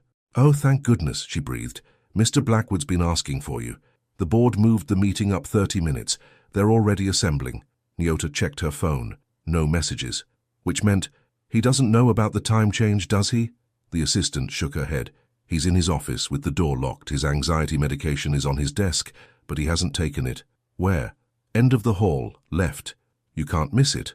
Nyota moved quickly, her heels clicking against marble floors that probably cost more than her entire education. She found his office exactly where promised, corner suite, magnificent view, and completely silent. She knocked once. Jacob? It's me. The door opened so quickly she almost stumbled. Jacob stood there, impeccable in a new suit, but with eyes that showed he hadn't slept either. His left hand was doing the watch rotation, 1, 2, 3 times. They moved the meeting, he said, voice tight. We're not ready, I'm not ready, I should take the medication, but it makes my thoughts fuzzy. And if I'm fuzzy, I'll mess up the numbers. And if I mess up the numbers... Jacob. Nyota stepped into his office, closing the door behind her. The room was minimal, expensive, and somehow sterile, except for a dog bed in the corner, where a beautiful golden retriever lay watching them with concerned eyes. Breathe with me. She moved to stand directly in front of him, close enough to smell his expensive cologne. Put your hands on my shoulders. He blinked. What? Trust me. Shoulders, now. His hands were shaking when he placed them on her shoulders, but she stayed steady, anchoring him. Feel my breathing, she said quietly. Match it. In through the nose, out through the mouth, just like we practiced. Slowly, gradually, his breathing steadied. His hands stopped shaking. Now, she said, still maintaining eye contact, tell me why this project matters.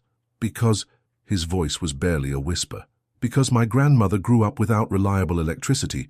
Because she used to study by candlelight. And she always said that light should be a right, not a privilege. Good. Nyota nodded. What else? Because sustainable energy isn't just about saving the planet. It's about giving people dignity, choice, a chance to... A knock at the door. The assistant's voice. Mr. Blackwood, the board is ready. Jacob's hands tightened on Nyota's shoulders for a moment. Then something shifted in his eyes. The trembling stopped completely. Thank you, he said softly. Don't thank me yet. She stepped back, straightening his tie with professional precision. Thank me when we convince those board members that they'd be idiots to doubt you. As they walked toward the boardroom, Jacob's voice stopped her. About last night, about what I proposed. Nyota turned to face him. In the morning light, with Manhattan spread out behind him and Edison padding faithfully at his heels, he looked both powerful and vulnerable, a paradox in a perfect suit. First the presentation, she said firmly. Then we'll talk about business arrangements. He nodded, adjusting his watch one last time. But as they reached the boardroom doors, he whispered, the blazer. It suits you. Before she could respond, the doors opened, and they stepped into a room full of people who had the power to change both their lives forever. Nyota touched her grandmother's necklace one last time and thought, not for the first time that morning, that some decisions looked crazy in the light of day, but then again sometimes crazy decisions were the only ones worth making. The boardroom felt like a theater, with its floor-to-ceiling windows and Manhattan's skyline as the backdrop. 12 pairs of eyes turned to watch Jacob and Nyota enter, mostly older, mostly male, all wearing expressions that ranged from polite disinterest to barely concealed skepticism. Harrison Wells, the lead board member, checked his Rolex with deliberate slowness. Unlike Jacob's nervous watch-checking, this was a power move, pure and simple. Mr. Blackwood, he said, his voice carrying the weight of old money and older judgments, how kind of you to join us. And with... His eyes swept over Nyota, lingering on her braids before dismissing her entirely. Company. Nyota felt Jacob tense beside her. His hand moved toward his watch, but before he could complete the rotation, she shifted slightly, her shoulder brushing his arm, their agreed-upon signal for breathe. Mr. Wells, Jacob said, his voice steady in a way that made Nyota's heart swell with unexpected pride. I'd like you to meet Nyota Wilson, my communication consultant, and... He paused almost imperceptibly. Partner. The word hung in the air, its dual meaning a perfect shield. Professional enough for plausible deniability, personal enough to plant a seed. Charming, Wells said, in a tone that suggested anything but. Shall we begin? Some of us have lunch reservations at the Yale Club. Nyota moved to take a seat in the back, but Jacob's hand caught her wrist. His fingers were warm, steady, no trembling. Stay, he whispered, please. What happened next would later be described by one junior board member as the most elegantly executed corporate coup he'd ever witnessed. Jacob didn't just present, he transformed. Every breathing technique, every grounding exercise, every authentic moment they'd practiced came together. He spoke about sustainable energy not with charts and projections, though those were impeccable, but with stories. His grandmother studying by candlelight, a single mother in Queens choosing between electricity and school supplies, a child in the Bronx doing homework under street lamps. We're not just selling solar panels, he said, his voice carrying to every corner of the room. We're selling dignity, independence, the right to light. Nyota watched the board members' faces change. Even Wells's practiced indifference cracked when Jacob shared, voice steady but vulnerable, how his own anxiety had taught him that true strength comes from acknowledging weaknesses and finding solutions. Yes, I get anxious, he admitted. Yes, I check my watch and count my breaths, but I also built this company from an idea into a billion-dollar enterprise. Imagine what we could build together if we stopped pretending perfection is the only path to success. The presentation ended with a standing ovation from the junior members. Even Wells looked grudgingly impressed. But then, excellent presentation, Jacob, Wells said, emphasizing the first name like a weapon. Very Emotional, but our concerns about stability remain. A global expansion requires a steady hand, traditional values, family. He smiled, all teeth and threat. You have until December to demonstrate that stability, or we'll be forced to re-evaluate leadership positions. The victory champagne was waiting in Jacob's office, along with Edison, who immediately bounded over to Nyota with a tennis ball in his mouth. The dog, at least, had no doubts about celebrating. We did it, Nyota said, sinking into one of the leather chairs. Well, you did it, I just saved me, Jacob finished. He wasn't looking at the champagne or the view or even Edison. He was looking at her with an intensity that made her throat tight. You saved me. I guided you. You found your own voice. About that. He crossed to his desk, pressed a button. His assistant appeared instantly with an envelope. Your consulting fee. The check inside had more zeros than Nyota had ever seen. Her hands started shaking. Now she was the one who needed breathing exercises. This is too much. It's not enough.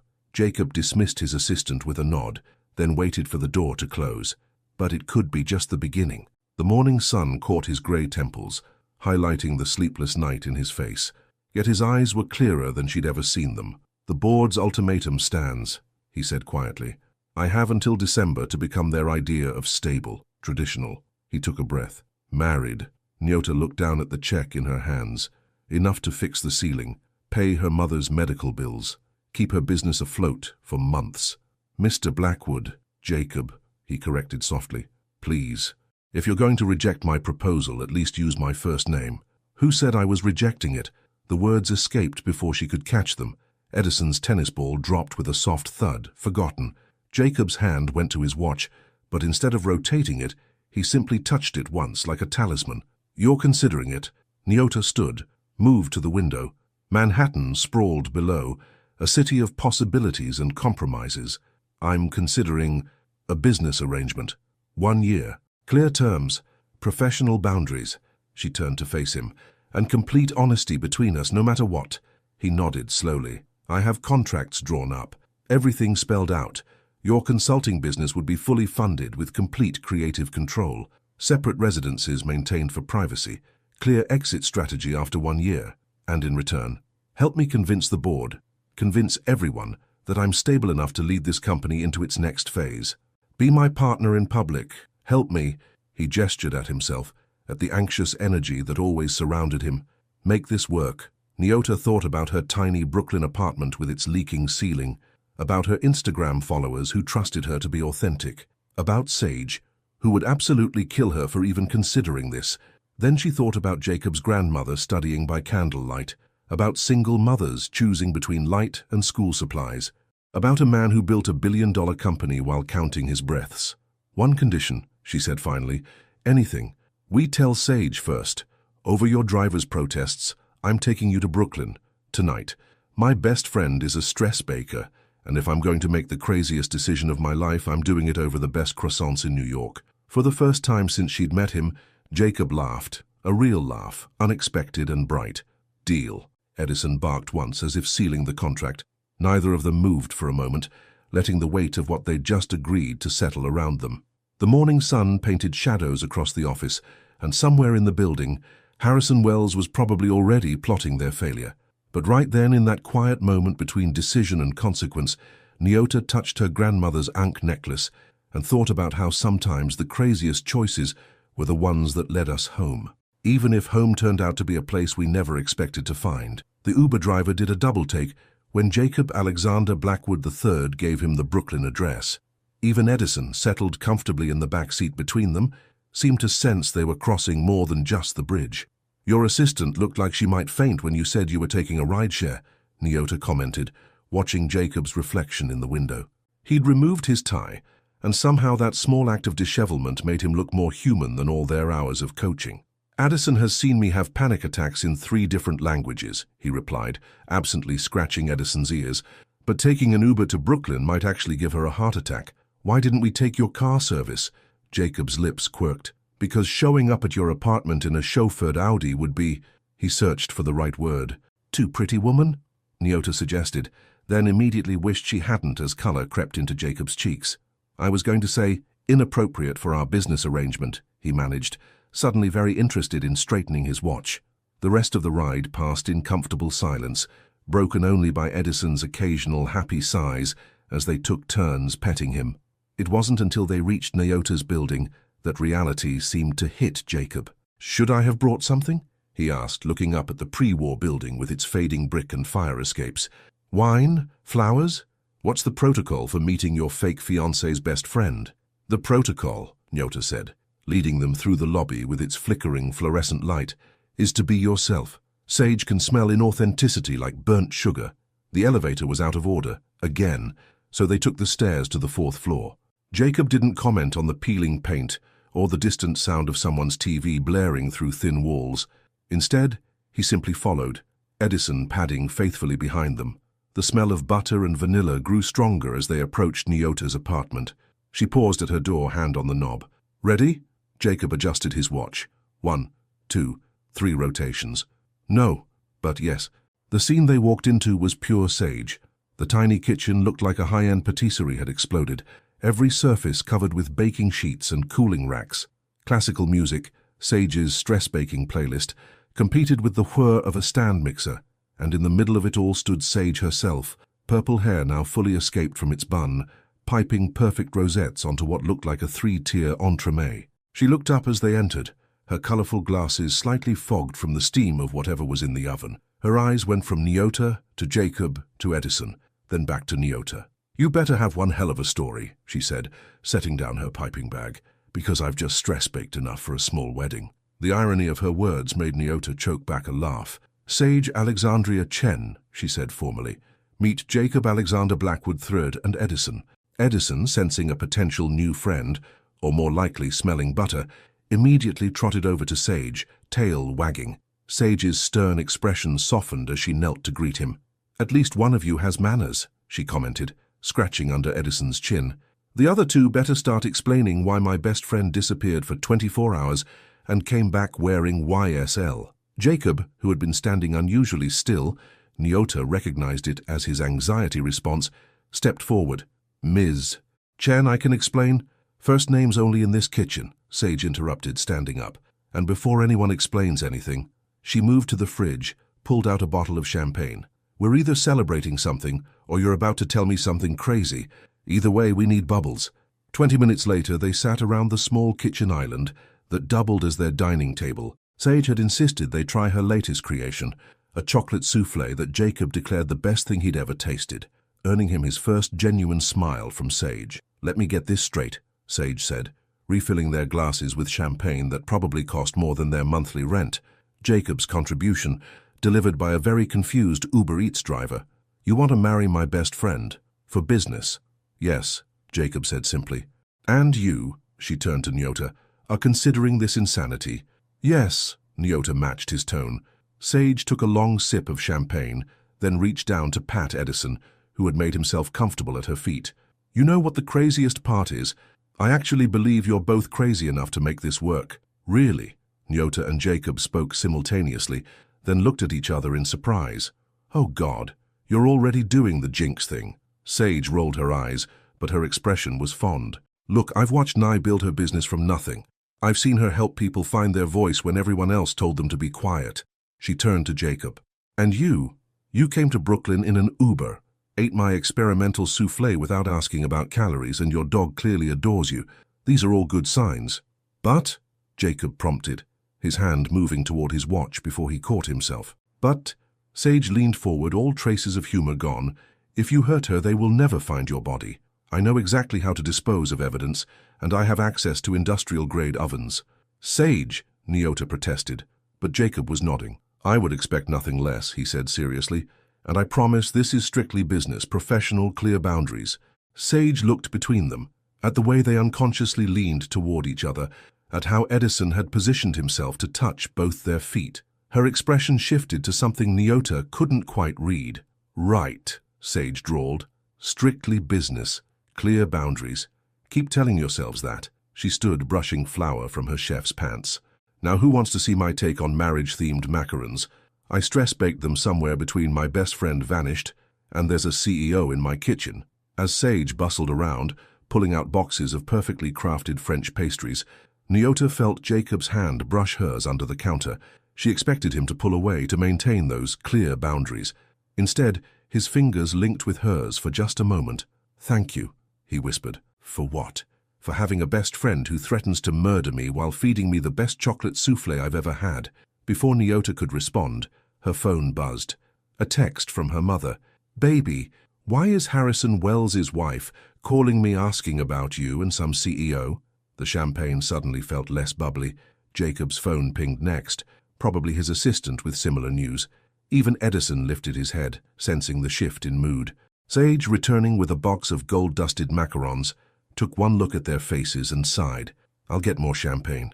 "No," Jacob said, straightening his shoulders. "We need to get ahead of this. If the board's already making calls, then it's time to make it official," Nyota finished. She squeezed his hand once before letting go. "But first, we eat Sage's macarons, because if we're going to scandalize Manhattan society, we should at least do it on a sugar high." Sage raised her glass. "To clear boundaries." "To clear boundaries," they echoed.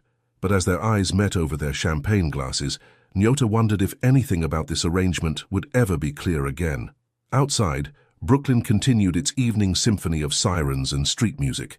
Inside, 3 people and a dog sat in a flour-dusted kitchen, plotting a fake engagement that felt more real with every passing minute.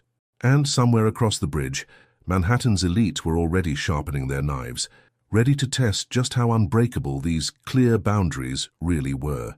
The dress arrived at 7 a.m. on a Tuesday, delivered by a nervous-looking assistant who kept glancing around Nyota's Brooklyn neighborhood like she expected trouble. The Valentino label made Nyota's hands shake as she signed for it. "There's no price tag," she said into her phone, where Jacob had picked up on the first ring despite the early hour.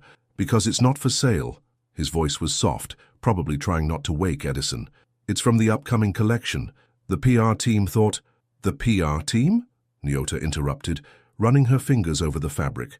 Butter-soft silk in a deep burgundy that would complement her skin tone perfectly. A pause. "I might have mentioned you look beautiful in burgundy." Before she could process that, Sage emerged from her room, still in her chef's whites from the night shift. She took one look at the dress and whistled. "Damn, fake fiancé has good taste." "The Metropolitan Museum of Art annual gala," Jacob continued quickly, as if afraid Nyota might protest. It's where Manhattan society expects us to make our first appearance. My grandmother used to say these events were like gladiator fights, just with better champagne." Nyota sat heavily on their second-hand couch, the dress spilling over her lap like liquid garnet. "When?" "Tonight." She could hear him rotating his watch through the phone. 1, 2, 3. "I know it's fast, but after Wells's wife started making calls, we need to control the narrative," Nyota finished. PR strategy, at least, was familiar territory. "What's my story?" "Be yourself," Jacob said immediately. "The board already knows you're my communication consultant. We say we connected during late-night preparation for the presentation. Let them think." He paused. "Let them think I finally found someone who sees me. All of me." The raw honesty in his voice made her throat tight. That's actually perfect," she managed. "Close enough to the truth to be convincing." "The best lies always are," Sage called from the kitchen, where she was stress-baking again. "Also, if you're going to infiltrate high society, you need proper fuel. Come get these chocolate espresso croissants before I leave for work." Later that evening, Nyota stood in front of her bathroom mirror, touching up her signature eyeliner. The dress fit like it had been made for her, which, she realized with a start, it probably had been. Her box braids were styled high, threaded with subtle gold rings that matched her grandmother's ankh necklace. Her phone buzzed with tips from Jacob's PR team. "Stand close, but not too close. Laugh at his jokes, but don't overshadow him. The goal is to appear stable, traditional, appropriate." Another message popped up, this one from Jacob himself. "Ignore everything they sent. Just be you, please." The car service, no more Ubers, the PR team had insisted, arrived exactly on time. Jacob stepped out to help her in, and for a moment they both just stared. He wore a tuxedo that probably cost more than her student loans, but it was his eyes that caught her attention. Clear, steady, no sign of his usual anxiety. Then she noticed his watch hand trembling slightly. "Breathe," she whispered, reaching up to straighten his bow tie. "Match my rhythm, remember?" He caught her hand before she could pull away, held it against his chest so she could feel his heartbeat. "Thank you," he said softly, "for doing this, for being—" "Your fake fiancé?" Real, he finished. For being real. The Metropolitan Museum of Art glowed like a separate world. Photographers lined the entrance, and Nyota felt Jacob tense beside her as they approached. 3 things, she whispered, taking his arm. Tell me 3 things about your grandmother. He glanced at her, surprised, but played along. She loved jazz. She could bake perfect scones. The cameras started flashing. Keep going, Nyota urged quietly. She used to say that love was like breathing. You don't have to think about it, you just have to let it happen. They reached the top of the stairs, and the photographers were calling their names now. Somehow, they already knew who she was. Mr. Blackwood, is it true you're engaged? Ms. Wilson, over here. How did you meet? When's the wedding? Jacob's hand found hers, squeezed once. Then, to her surprise, he turned to face the cameras with a genuine smile. This is Nyota Wilson, he said clearly. She taught me how to breathe. The headlines the next morning would call it the perfect society debut. Photos would show them looking elegant, in love, meant to be. What they wouldn't show was what happened inside. They wouldn't show Harrison Wells' wife accidentally spilling champagne on Nyota's dress, though they would show Jacob immediately giving her his jacket.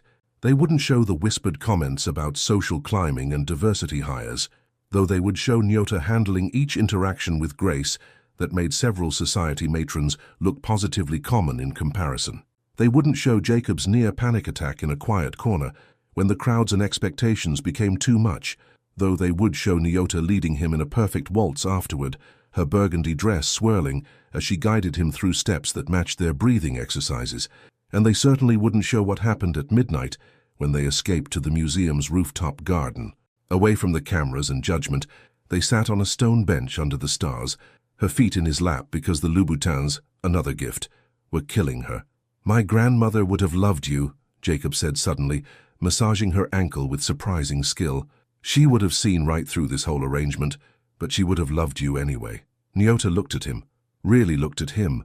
His bow tie was undone, his hair slightly messed from running his hands through it, his watch finally still. He looked real. Tell me more about her, she said softly.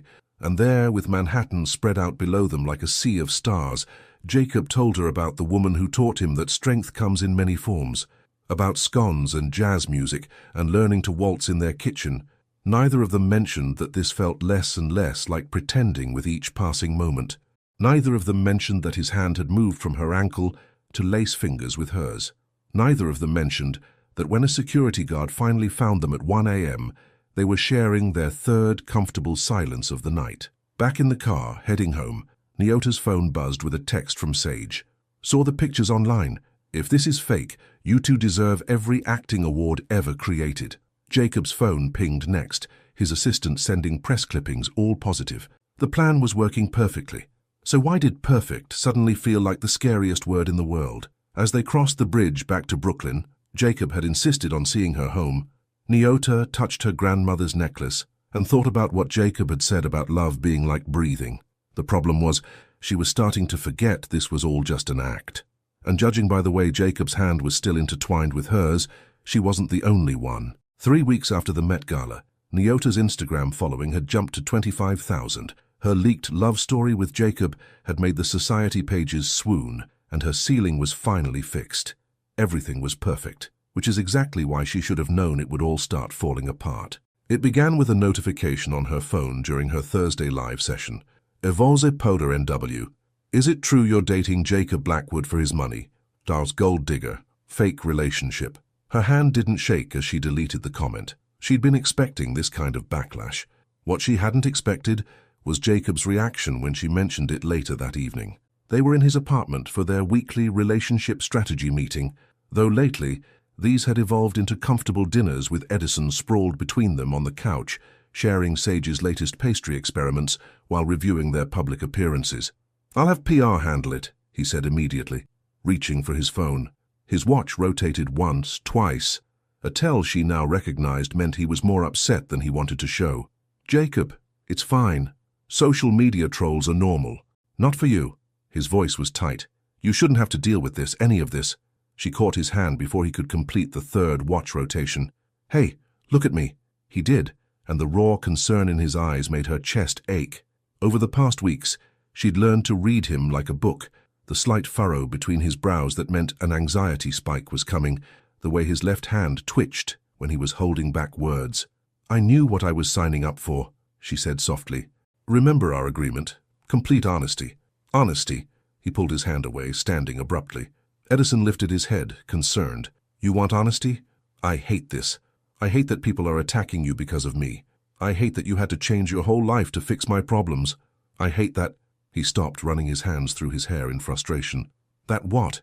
That I can't tell what's real anymore." The words hung between them, too honest, too raw. Edison whined softly, padding over to nose at Jacob's hand. "Last night," he continued, quieter now, "I couldn't sleep. I found myself watching your old Instagram lives. Before all this, you were so free, so authentic. Now you're constantly watching your words, measuring your steps, all because of me." "Jacob, Wells' wife invited us to their Hampton house this weekend," he interrupted.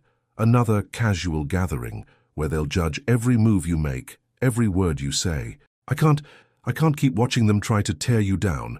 Nyota stood, her grandmother's necklace catching the light from the floor-to-ceiling windows. Outside, Manhattan glittered, indifferent to their crisis. "You think I can't handle it? I think you shouldn't have to. That's not your decision to make." His watch hand twitched. "Isn't it? This whole thing was my idea, my proposal, my mess that you're cleaning up. Our agreement," she corrected sharply. "Our choice. Or are you the only one allowed to make decisions here?" He turned to face her, and for the first time she saw real anger flash across his features. "That's not fair." "No? Then why are you trying to protect me without asking what I want?" "Because I'm falling in love with you." The silence that followed was deafening. Even Edison froze, tennis ball dropping from his mouth. Jacob looked as shocked by his words as she felt. His watch hand trembled, but he didn't reach for it. Instead, he took a step back, then another, like he could physically distance himself from his confession. I should go," Nyota heard herself say. "This is my apartment," he replied, a hollow attempt at humor. "Right." She grabbed her bag, her movements mechanical. "Right, I'll have my assistant coordinate with yours about the Hamptons." "Nyota, wait." But she was already at the door, her heart pounding so loud she almost missed his last whispered words. "I'm sorry for making this real." The elevator ride to the lobby felt endless. Her phone buzzed repeatedly, probably Sage, who had a sixth sense for emotional crises, but she couldn't talk to anyone right now, couldn't process what had just happened. The doorman called her a car.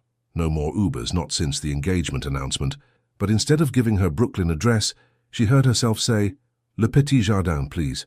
20 minutes later, she sat at the restaurant's kitchen entrance, watching Sage pipe delicate decorations onto a wedding cake. Neither of them spoke for a long moment. Finally, Sage set down her piping bag.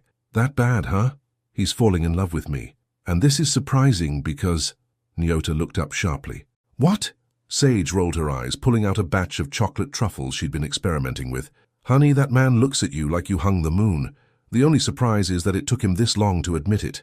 This wasn't supposed to happen. We had an agreement, clear boundaries." "Ah yes, clear boundaries. Like how you keep his favorite tea in your office, or how he sends Edison to stay with you when he has late meetings because, and I quote, 'the dog misses you.' That's different. Is it?" Sage pushed the truffles toward her. "Or are you just scared because you're falling for him too?" Nyota's phone buzzed again. A text from Jacob. "Edison won't stop staring at the door. He misses you already. I miss you too. Can we talk?" "I can't fall in love with him," Nyota whispered, more to herself than to Sage.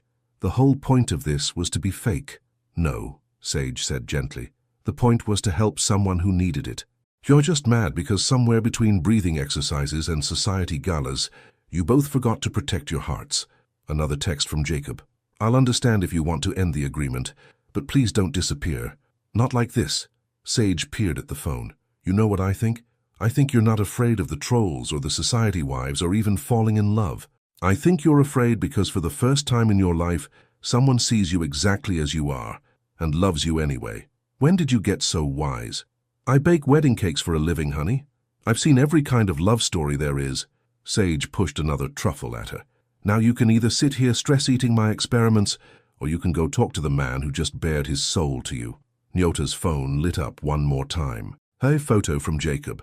Edison lying by the door looking mournful with the caption, "We both miss your breathing exercises." "What if it ruins everything?" Nyota asked softly. What if it makes everything real? Sage countered. Outside, New York City continued its nighttime symphony. Inside Le Petit Jardin's kitchen, surrounded by the smell of chocolate and truth, Nyota Wilson had to make a choice. Her grandmother's ankh necklace felt heavy against her skin, reminding her that sometimes the scariest paths led to the most important destinations. She picked up her phone, started typing. Edison's not the only one who needs breathing exercises right now. Send. 3 dots appeared immediately, then disappeared, then appeared again. Sometimes the most terrifying thing wasn't falling in love. It was admitting you already had. The Hamptons' house looked exactly like something out of a lifestyle magazine, all whitewashed elegance and old money confidence. Nyota watched it grow larger through the car window, her hand unconsciously reaching for her grandmother's necklace. In the 2 days since Jacob's confession, they'd managed exactly one conversation, an awkward phone call where they agreed to maintain professional appearances for the weekend at the Wells estate. Now sitting beside him in the back of his Range Rover, Edison between them like a furry emotional buffer, every mile felt heavy with unspoken words. "We can still turn around," Jacob said quietly, his watch hand surprisingly still. He'd been oddly calm since that night, like his confession had released some internal pressure valve. "And let Harrison Wells win?" Nyota adjusted her sundress, a casual Reformation piece she'd bought herself, refusing another of Jacob's designer gifts. "Not a chance." His lips quirked in what might have been a smile. "There's my fighter." The "my" hung between them, loaded with new meaning. The Wells housekeeper met them at the door, her practiced smile faltering slightly at Edison's presence. "Mr. Wells didn't mention pets." "Edison is a registered emotional support animal," Jacob said smoothly, a line they'd rehearsed but had never actually needed before. "I'm sure Harrison mentioned my anxiety condition. It's been so well documented in the press." The subtle reminder of Jacob's wealth and influence worked. The housekeeper stepped aside, though her expression suggested Edison better not shed on any antiques. They were led to adjacent rooms. "To maintain propriety," the housekeeper sniffed, connected by a shared balcony overlooking the ocean. Nyota had just finished unpacking when a soft knock came at the balcony door. Jacob stood there, changed from his travel clothes into casual wear that probably cost more than her monthly rent, but somehow looked more vulnerable than ever. "Breathing exercise?" he offered, and something in her chest tightened at how well he knew her, knew she'd need grounding before facing the weekend ahead. They sat on the balcony chairs, Edison settling at their feet, and fell into their familiar rhythm, in through the nose, out through the mouth. The ocean waves provided a perfect counterbeat. "About what I said," Jacob started. "We should focus on the weekend," Nyota said simultaneously. They both stopped. Edison looked between them like he was watching a tennis match. "Ladies first," Jacob said softly. Nyota watched a seagull dive into the waves. "You know what's funny? I've spent years teaching people to use their voice, to speak their truth. And now I'm terrified of what happens if I use mine." Jacob's hand moved like he wanted to reach for her, but stopped halfway. "Whatever you want to say, whatever you feel, it won't change our agreement. I won't let my feelings complicate your life more than they already have." Before she could respond, voices drifted up from below. Harrison Wells and his wife Eleanor were greeting new arrivals on the front lawn. "Game faces on," Nyota said, standing quickly. Too quickly, her sundress caught on the chair. Jacob reached to help, his fingers brushing her bare shoulder, and for a moment the electricity between them made it hard to breathe. "Nyota, Mr. and Mrs. Blackwood-to-be." Eleanor Wells's voice cut through the moment like a knife. "Do join us for pre-dinner drinks." The afternoon unfolded like a masterclass in passive-aggressive warfare. Eleanor had seated Nyota next to Beatrice Montgomery, whose son had apparently been perfect for Jacob before Nyota came along. On Nyota's other side, Caroline Pierce kept making comments about how brave it was to wear one's natural hair to these kinds of events. Jacob, trapped in conversation with Harrison across the patio, kept shooting her worried glances. His watch hand was rotating again, 1, 2, 3 times. "So tell us," Eleanor said during a pointed lull in conversation, "how does one go from being a, communication consultant, to engaged to one of New York's most eligible bachelors?" The question was designed to wound, to expose, to remind everyone that Nyota didn't belong in their world. 2 months ago, it might have worked, but 2 months ago, she hadn't known that Jacob hummed jazz standards when he was happy, hadn't seen him dance with Edison in his kitchen at midnight, hadn't fallen, Oh no. The realization hit her like a wave. Sage was right. She wasn't afraid of these women or their judgment. She was afraid because somewhere between fake and real, between business and pleasure, between breathing exercises and midnight confessions, she'd fallen in love with Jacob Alexander Blackwood III. The truth of it straightened her spine, lifted her chin. She touched her grandmother's necklace and thought about legacy, about authenticity, about finding your voice. Actually, she said clearly, letting her voice carry across the patio, it's a beautiful story. Would you like to hear it? Every head turned. Even Harrison stopped mid-sentence. Jacob's watch hand stilled. I teach people to find their voice, Nyota continued, standing slowly. To be authentic even when it's scary, even when it feels safer to hide. And one night, this brilliant, successful man walked into my tiny office, terrified of being himself in front of the world. She met Jacob's eyes across the patio. His expression was unreadable. He could have hired anyone, could have bought his way out of his problems. Instead, he chose to be vulnerable, to do the work, to breathe through his fear. Her voice softened. How could I not fall in love with someone that brave? The silence that followed was absolute. Even the ocean seemed to hold its breath. Then Jacob stood, crossing the patio in long strides. Eleanor Wells made a small sound of protest as he pulled Nyota into his arms. You once told me, he said loud enough for everyone to hear, that the most powerful voice is the one that speaks truth. His hands framed her face. So here's my truth. I'm not brave. I'm terrified. Terrified because I've spent my whole life counting breaths and rotating watches and trying to be what everyone expected. Then you came along and taught me that real strength isn't in hiding who you are. Someone, probably Caroline Pierce, gasped as Jacob's voice cracked with emotion. I love you, he said simply. Not for show, not for business, not for any reason, except that you make me brave enough to be myself. Nyota was vaguely aware of Eleanor Wells dropping her champagne glass, of Harrison making some sort of damage control noise, of Edison barking joyfully. But mostly she was aware of Jacob's heartbeat against her palms, of the way his watch hand was perfectly still, of how his eyes held nothing but truth. The agreement, she whispered. Forget the agreement. His thumb brushed her cheek. I want something real. Later, much later, they would deal with the fallout. With Harrison Wells' sputtering objections, with Eleanor's scandalized calls to the society papers, with the reality of turning their carefully crafted fake relationship into something authentic. But in that moment, with the Atlantic Ocean as their witness, and Edison wagging his tail hard enough to knock over an antique vase, Nyota Wilson did the bravest thing she'd ever done. She stopped pretending. I love you too, she said, and kissed him. The society pages would later call it a scene straight out of a romance novel. They'd talk about the sunset, the ocean breeze, the shocked gasps of Manhattan's elite. What they wouldn't mention was how Edison started jumping up and down, how Jacob's hands trembled not from anxiety but from joy, how Nyota's grandmother's necklace caught the last rays of sun like a blessing. They wouldn't mention how, later that night, Jacob and Nyota sat on their shared balcony, her head on his shoulder, finally breathing in perfect sync without having to count. They wouldn't mention how sometimes the most real things start with pretense, or how love is indeed like breathing, natural, necessary, and impossible to fake forever. But Nyota and Jacob would remember. And so would Edison, who spent the rest of the weekend smugly accepting treats from the same society ladies who'd turned up their noses at him earlier. After all, nothing wins over Manhattan's elite quite like a love story, even if it didn't follow their script. The Monday after the Hamptons, Nyota's Instagram followers jumped to 100,000. Her DMs were flooded with messages about true love winning and breaking social barriers. The video someone had taken of their confession had gone viral, with celebrities and influencers sharing it as relationship goals. It should have felt like victory. Instead, sitting in her tiny office with a leaking air conditioner, different problem, same building, Nyota felt the weight of reality settling in. Your 9 a.m. is here, her newly hired assistant, Jacob's insistence, announced through the intercom. And there are reporters in the lobby. Nyota checked her phone.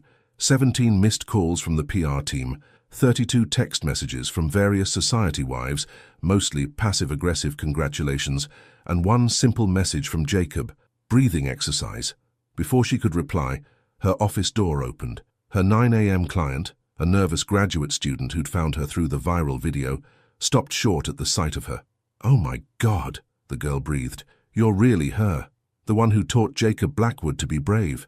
Something in Nyota's chest tightened. This wasn't about her professional skills anymore. She wasn't just Nyota Wilson, communication consultant.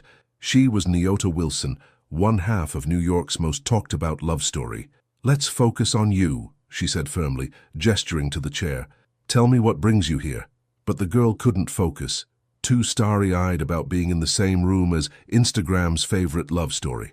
After 15 minutes of trying to redirect the conversation, Nyota gently suggested rescheduling. As soon as the door closed, she called Jacob. "Hey." His voice was warm, intimate in a way it had never been during their arrangement days. "Bad morning?" "I can't do my job," she said without preamble. "No one wants communication coaching anymore. They want love story details. I'm losing my professional identity, Jacob." A pause. She could picture him rotating his watch, processing. "Come to my office." "That's not going to help the situation." "Trust me?" The simple question held so much weight now. Trust had gotten them into this situation. Trust had turned fake into real. Trust had always, she found herself saying. Car's already on its way. 45 minutes later, Nyota sat in Jacob's pristine office, Edison's head in her lap, while Jacob paced by the windows. "I've been thinking," he said, stopping suddenly, "about authenticity, about voice, about everything you've taught me. Jacob, the board meets next week to review my leadership and the global expansion." He turned to face her. "I want to tell them everything." Nyota stood so quickly, Edison whined in protest. "What?" "The truth, about the arrangement, about how it became real, about how trying to be what they wanted actually led me to find what I needed." He crossed to her, took her hands. "I want to be brave, like you taught me." "You'll lose everything," she whispered. "The company, the project, maybe. Or maybe it's time for the business world to see that authenticity isn't a weakness." His hands were steady, no watch rotation in sight. "But I won't do it without your approval. This affects your life too, your business." Nyota looked around his office, at the evidence of power and success built on society's expectations. Then she looked at Jacob, at the man who'd learned to breathe through fear, who'd chosen truth over safety. Her phone buzzed. A text from Sage with a link to a business article titled, "From Consultant to Power Couple, The Rise of Nyota Wilson." "My business was built on helping people find their voice," she said slowly. "What kind of example am I setting if I hide my own truth?" Jacob's smile was brilliant. "Is that a yes?" "It's a, we do this together." She squeezed his hands. "But first we tell Sage. She'll kill us if she reads it in the papers." That evening, in Sage's kitchen at Le Petit Jardin after closing, they laid out their plan over experimental cream puffs. "They're filled with Truth Bomb vanilla cream," Sage explained with a smirk. "The board meets next Thursday," Jacob explained, while Edison tried to sneak cream puffs off the counter. "We tell them everything, how we started as an arrangement, how it became real," Nyota continued, "and how being authentic actually made both of us better leaders," Jacob finished. Sage looked between them, adjusting her colorful glasses. "You're really going to risk everything, the company, your reputations?" "Yes," they said simultaneously, then shared a smile. "God, you're disgusting now that you're actually in love," Sage groaned, but her eyes were soft. "Fine, but we do this right." She pulled out her phone. "I'm calling in favors. Every food magazine and blog I've ever worked with. We control the narrative this time." As Sage made calls, Jacob pulled Nyota aside. "There's one more thing," he said quietly. "I've been working on something, a backup plan." "What kind of backup plan?" He showed her his tablet. On it was a business proposal, a new company focused on authentic leadership training and corporate communication. The company name made her breath catch, Voice and Power Consulting. "Your Instagram handle gave me the idea," he said softly. "If we lose everything, we build something new, together, something real." Nyota touched her grandmother's necklace, thinking about legacy and truth and the courage to start over. "Together," she agreed, and kissed him. "Still disgusting," Sage called from across the kitchen, "but also, the press loves the idea. We go public with the truth next Tuesday. I'm thinking exclusive interviews, carefully chosen outlets." She paused, grinning. "And maybe a wedding cake tasting. You know, for authenticity's sake." Jacob and Nyota looked at each other, both remembering how this all started in a tiny office with broken air conditioning and a shared granola bar. "Too soon?" Sage asked innocently. "Actually," Jacob's hand found Nyota's. "I think it's perfect timing. Because sometimes the best things in life start with a lie, grow through truth and bloom in perfect timing, even if that timing comes with a side of Sage's knowing smirk and Edison's successful cream puff theft. The next week would bring chaos. Headlines would scream about deception and authenticity. The board would have to decide between tradition and truth, but right then, in a high-end restaurant kitchen after hours, surrounded by the smell of vanilla and possibility, none of that mattered. What mattered was how Jacob's hand felt in hers. What mattered was how Edison had cream on his nose. What mattered was how Sage was already sketching wedding cake designs, muttering about truth-tier flavors. What mattered was that sometimes the scariest truth sets you free, and sometimes love is both the question and the answer. The morning of the board meeting dawned clear and bright, the kind of autumn day that made Manhattan feel magical. Nyota stood in front of her bathroom mirror, carefully applying her signature eyeliner while her phone streamed early news coverage. Breaking: Jacob Blackwood and Nyota Wilson's shocking revelation. Power couple comes clean. The truth behind NYC's favorite love story. Authenticity versus tradition. Can love save a billion-dollar empire?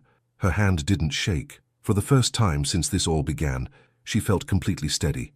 A text from Jacob lit up her phone. Ready? Before she could reply, another message appeared. A photo of Edison wearing a tiny bow tie. For moral support, Jacob added. Then Sage.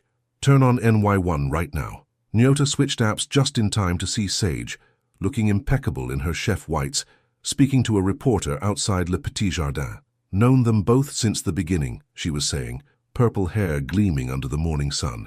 And yes, it started as an arrangement, but watching them fall in love, that was real, that was beautiful. And anyone who thinks authenticity makes you weak has never tried my truth-themed wedding cake sampling menu, which, coincidentally, debuts next week. Nyota laughed through her tears. Trust Sage to turn their crisis into a marketing opportunity. The car service arrived exactly on time, but instead of the usual sleek Audi, a familiar yellow cab pulled up.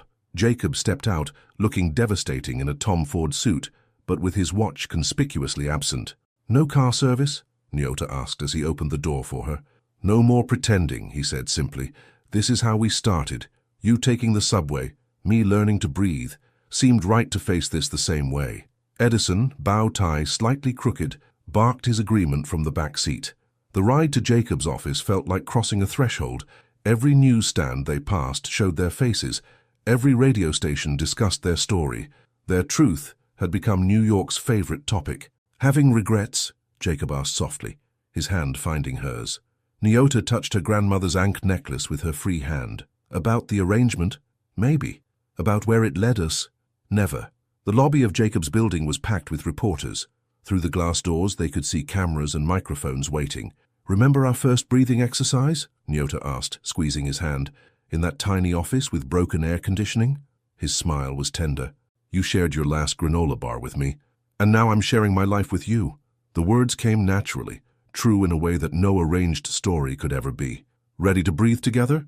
He brought their joined hands to his lips. With you? Always. They stepped out of the cab into a storm of flashing lights and questions. Mr. Blackwood, is it true the relationship was arranged? Ms. Wilson, were you hired to fake the romance? What does the board think about this deception? But before anyone could push closer, a familiar voice cut through the chaos. Make way for my favorite power couple. Sage stood at the building entrance in full chef regalia, flanked by several burly kitchen staff members. Anyone who harasses them doesn't get to try my new Love Conquers All chocolate souffle, and trust me, you don't want to miss that. The path to the elevator cleared magically. Even New York reporters knew better than to get between a top chef and her culinary leverage. The boardroom looked exactly as it had that first morning, when Nyota had helped Jacob through his presentation. But this time, as they entered hand in hand, something was different. Harrison Wells stood at the head of the table, his usual polished smile notably absent. Jacob, Ms. Wilson, perhaps we could speak privately before... No, Jacob said clearly. Everything I have to say everyone should hear. Nyota squeezed his hand once, then moved to take her seat, but Jacob kept hold of her fingers. Actually, he said, I need you beside me for this. What followed would later be described by junior board members as the most authentic hostile takeover in corporate history. Jacob spoke about truth, how trying to fit the board's image of perfection had nearly destroyed him. How meeting Nyota had taught him that real leadership comes from authenticity, not appearance. Yes, our relationship began as an arrangement, he admitted, his voice carrying to every corner of the room. Because you made me believe that I needed to be someone else to be worthy of leading this company. Murmurs rippled through the board members. Wells's face darkened. But here's what actually happened, Jacob continued. In trying to fake perfection, I found something real. Someone who taught me that my anxiety doesn't make me weak. It makes me empathetic, that my differences don't make me unstable. They make me innovative. He turned to face Wells directly. You wanted me to prove I could lead a global expansion? Well, our stock has risen 40% since Nyota came into my life. Employee satisfaction is at an all-time high. And our sustainable energy project? It's been featured in 3 international journals as a model of socially conscious business. Thanks to deception, Wells cut in sharply. Thanks to growth, Nyota spoke up, her voice clear and strong. Thanks to a man brave enough to admit he needs help sometimes. Thanks to a company culture that could learn to value authenticity over appearance. The board will never... Wells started, but a younger board member cleared her throat. Actually, she said, we took a preliminary vote this morning. The majority supports Jacob's continued leadership. She smiled. It turns out authenticity is very appealing to younger investors. Wells's face went through several interesting colors. So, Jacob said calmly, we can either move forward together, building something real, or... He shrugged. Nyota and I already have backing for a new venture. Your choice. The silence that followed felt electric. Then, from the back of the room, slow clapping started. Everyone turned to see an elderly woman in an impeccable suit standing in the doorway. Brilliant, she said, walking forward. Simply brilliant. Mrs. Wells. Jacob blinked in surprise.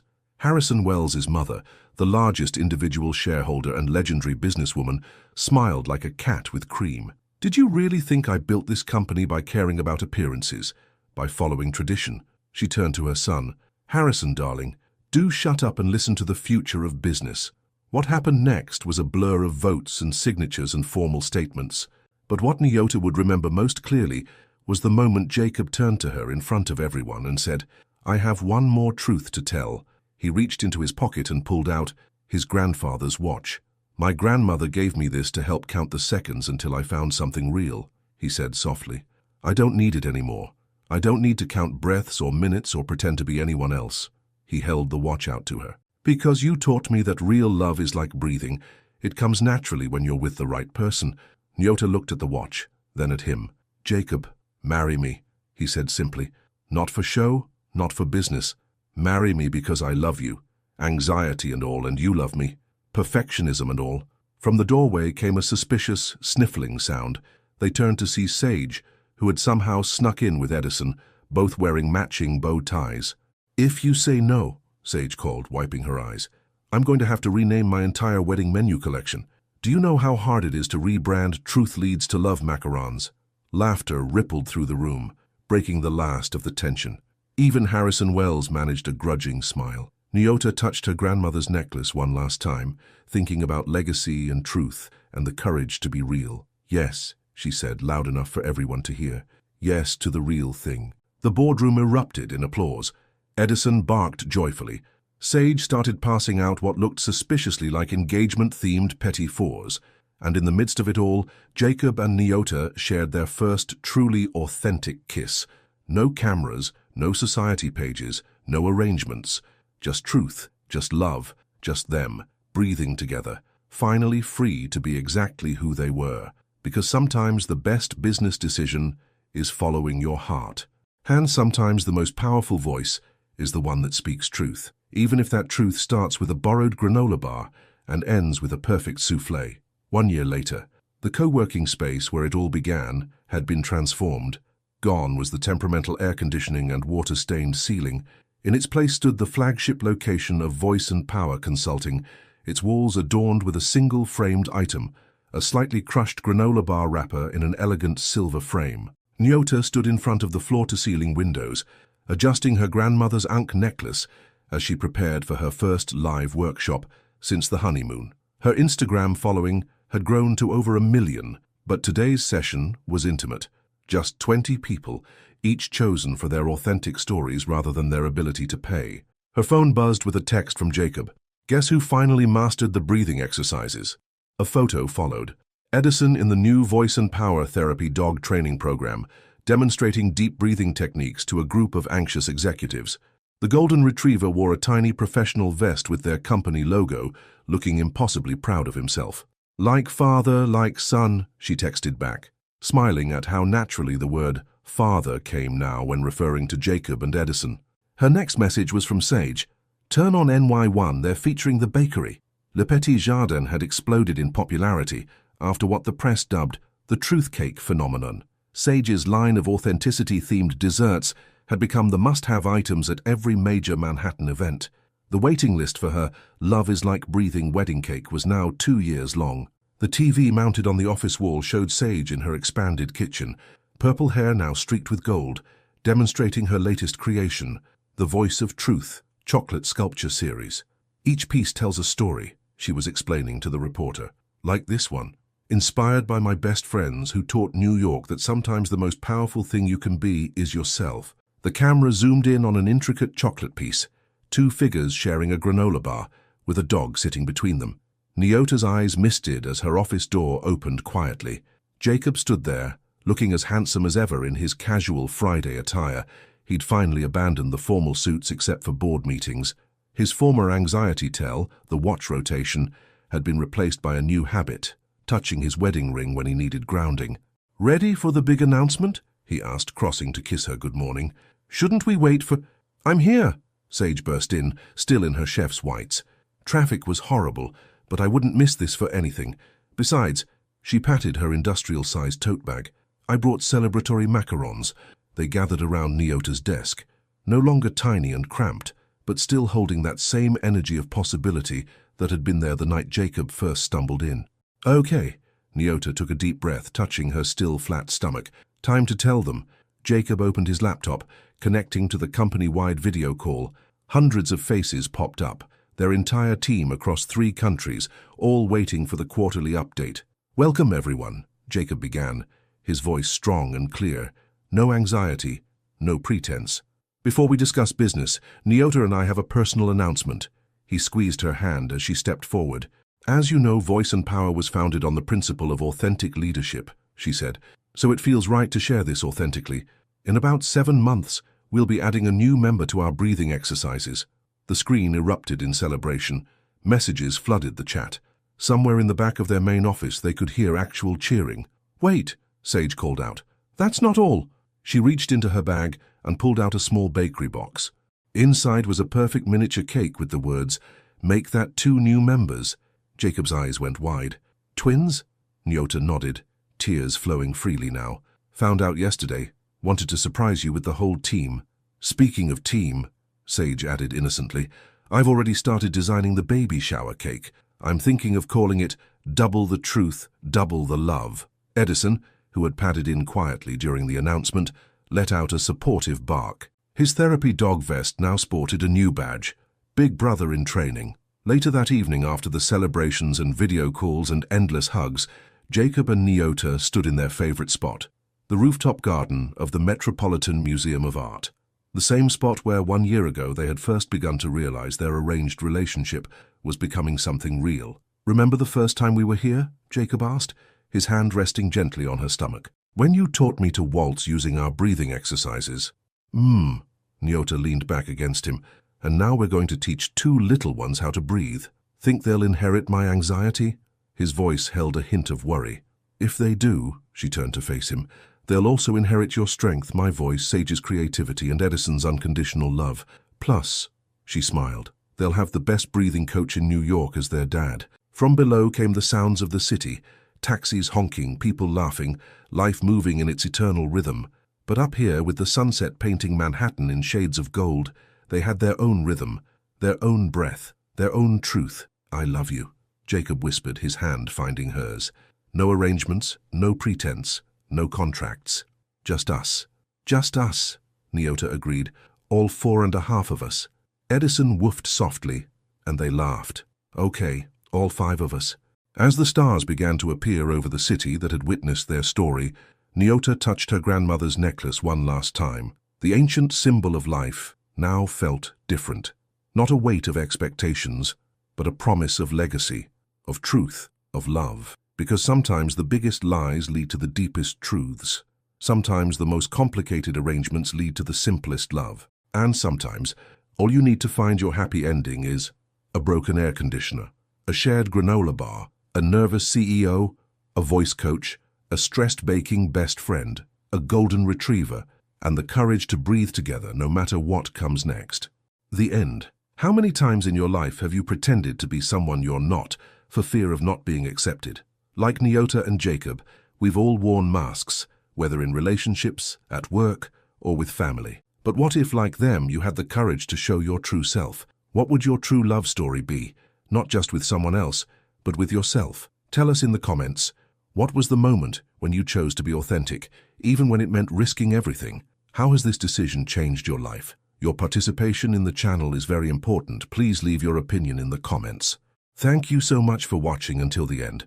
If you enjoyed this story, don't forget to subscribe to the channel, leave a like, and comment your thoughts. Your participation is very important to us. See you next time.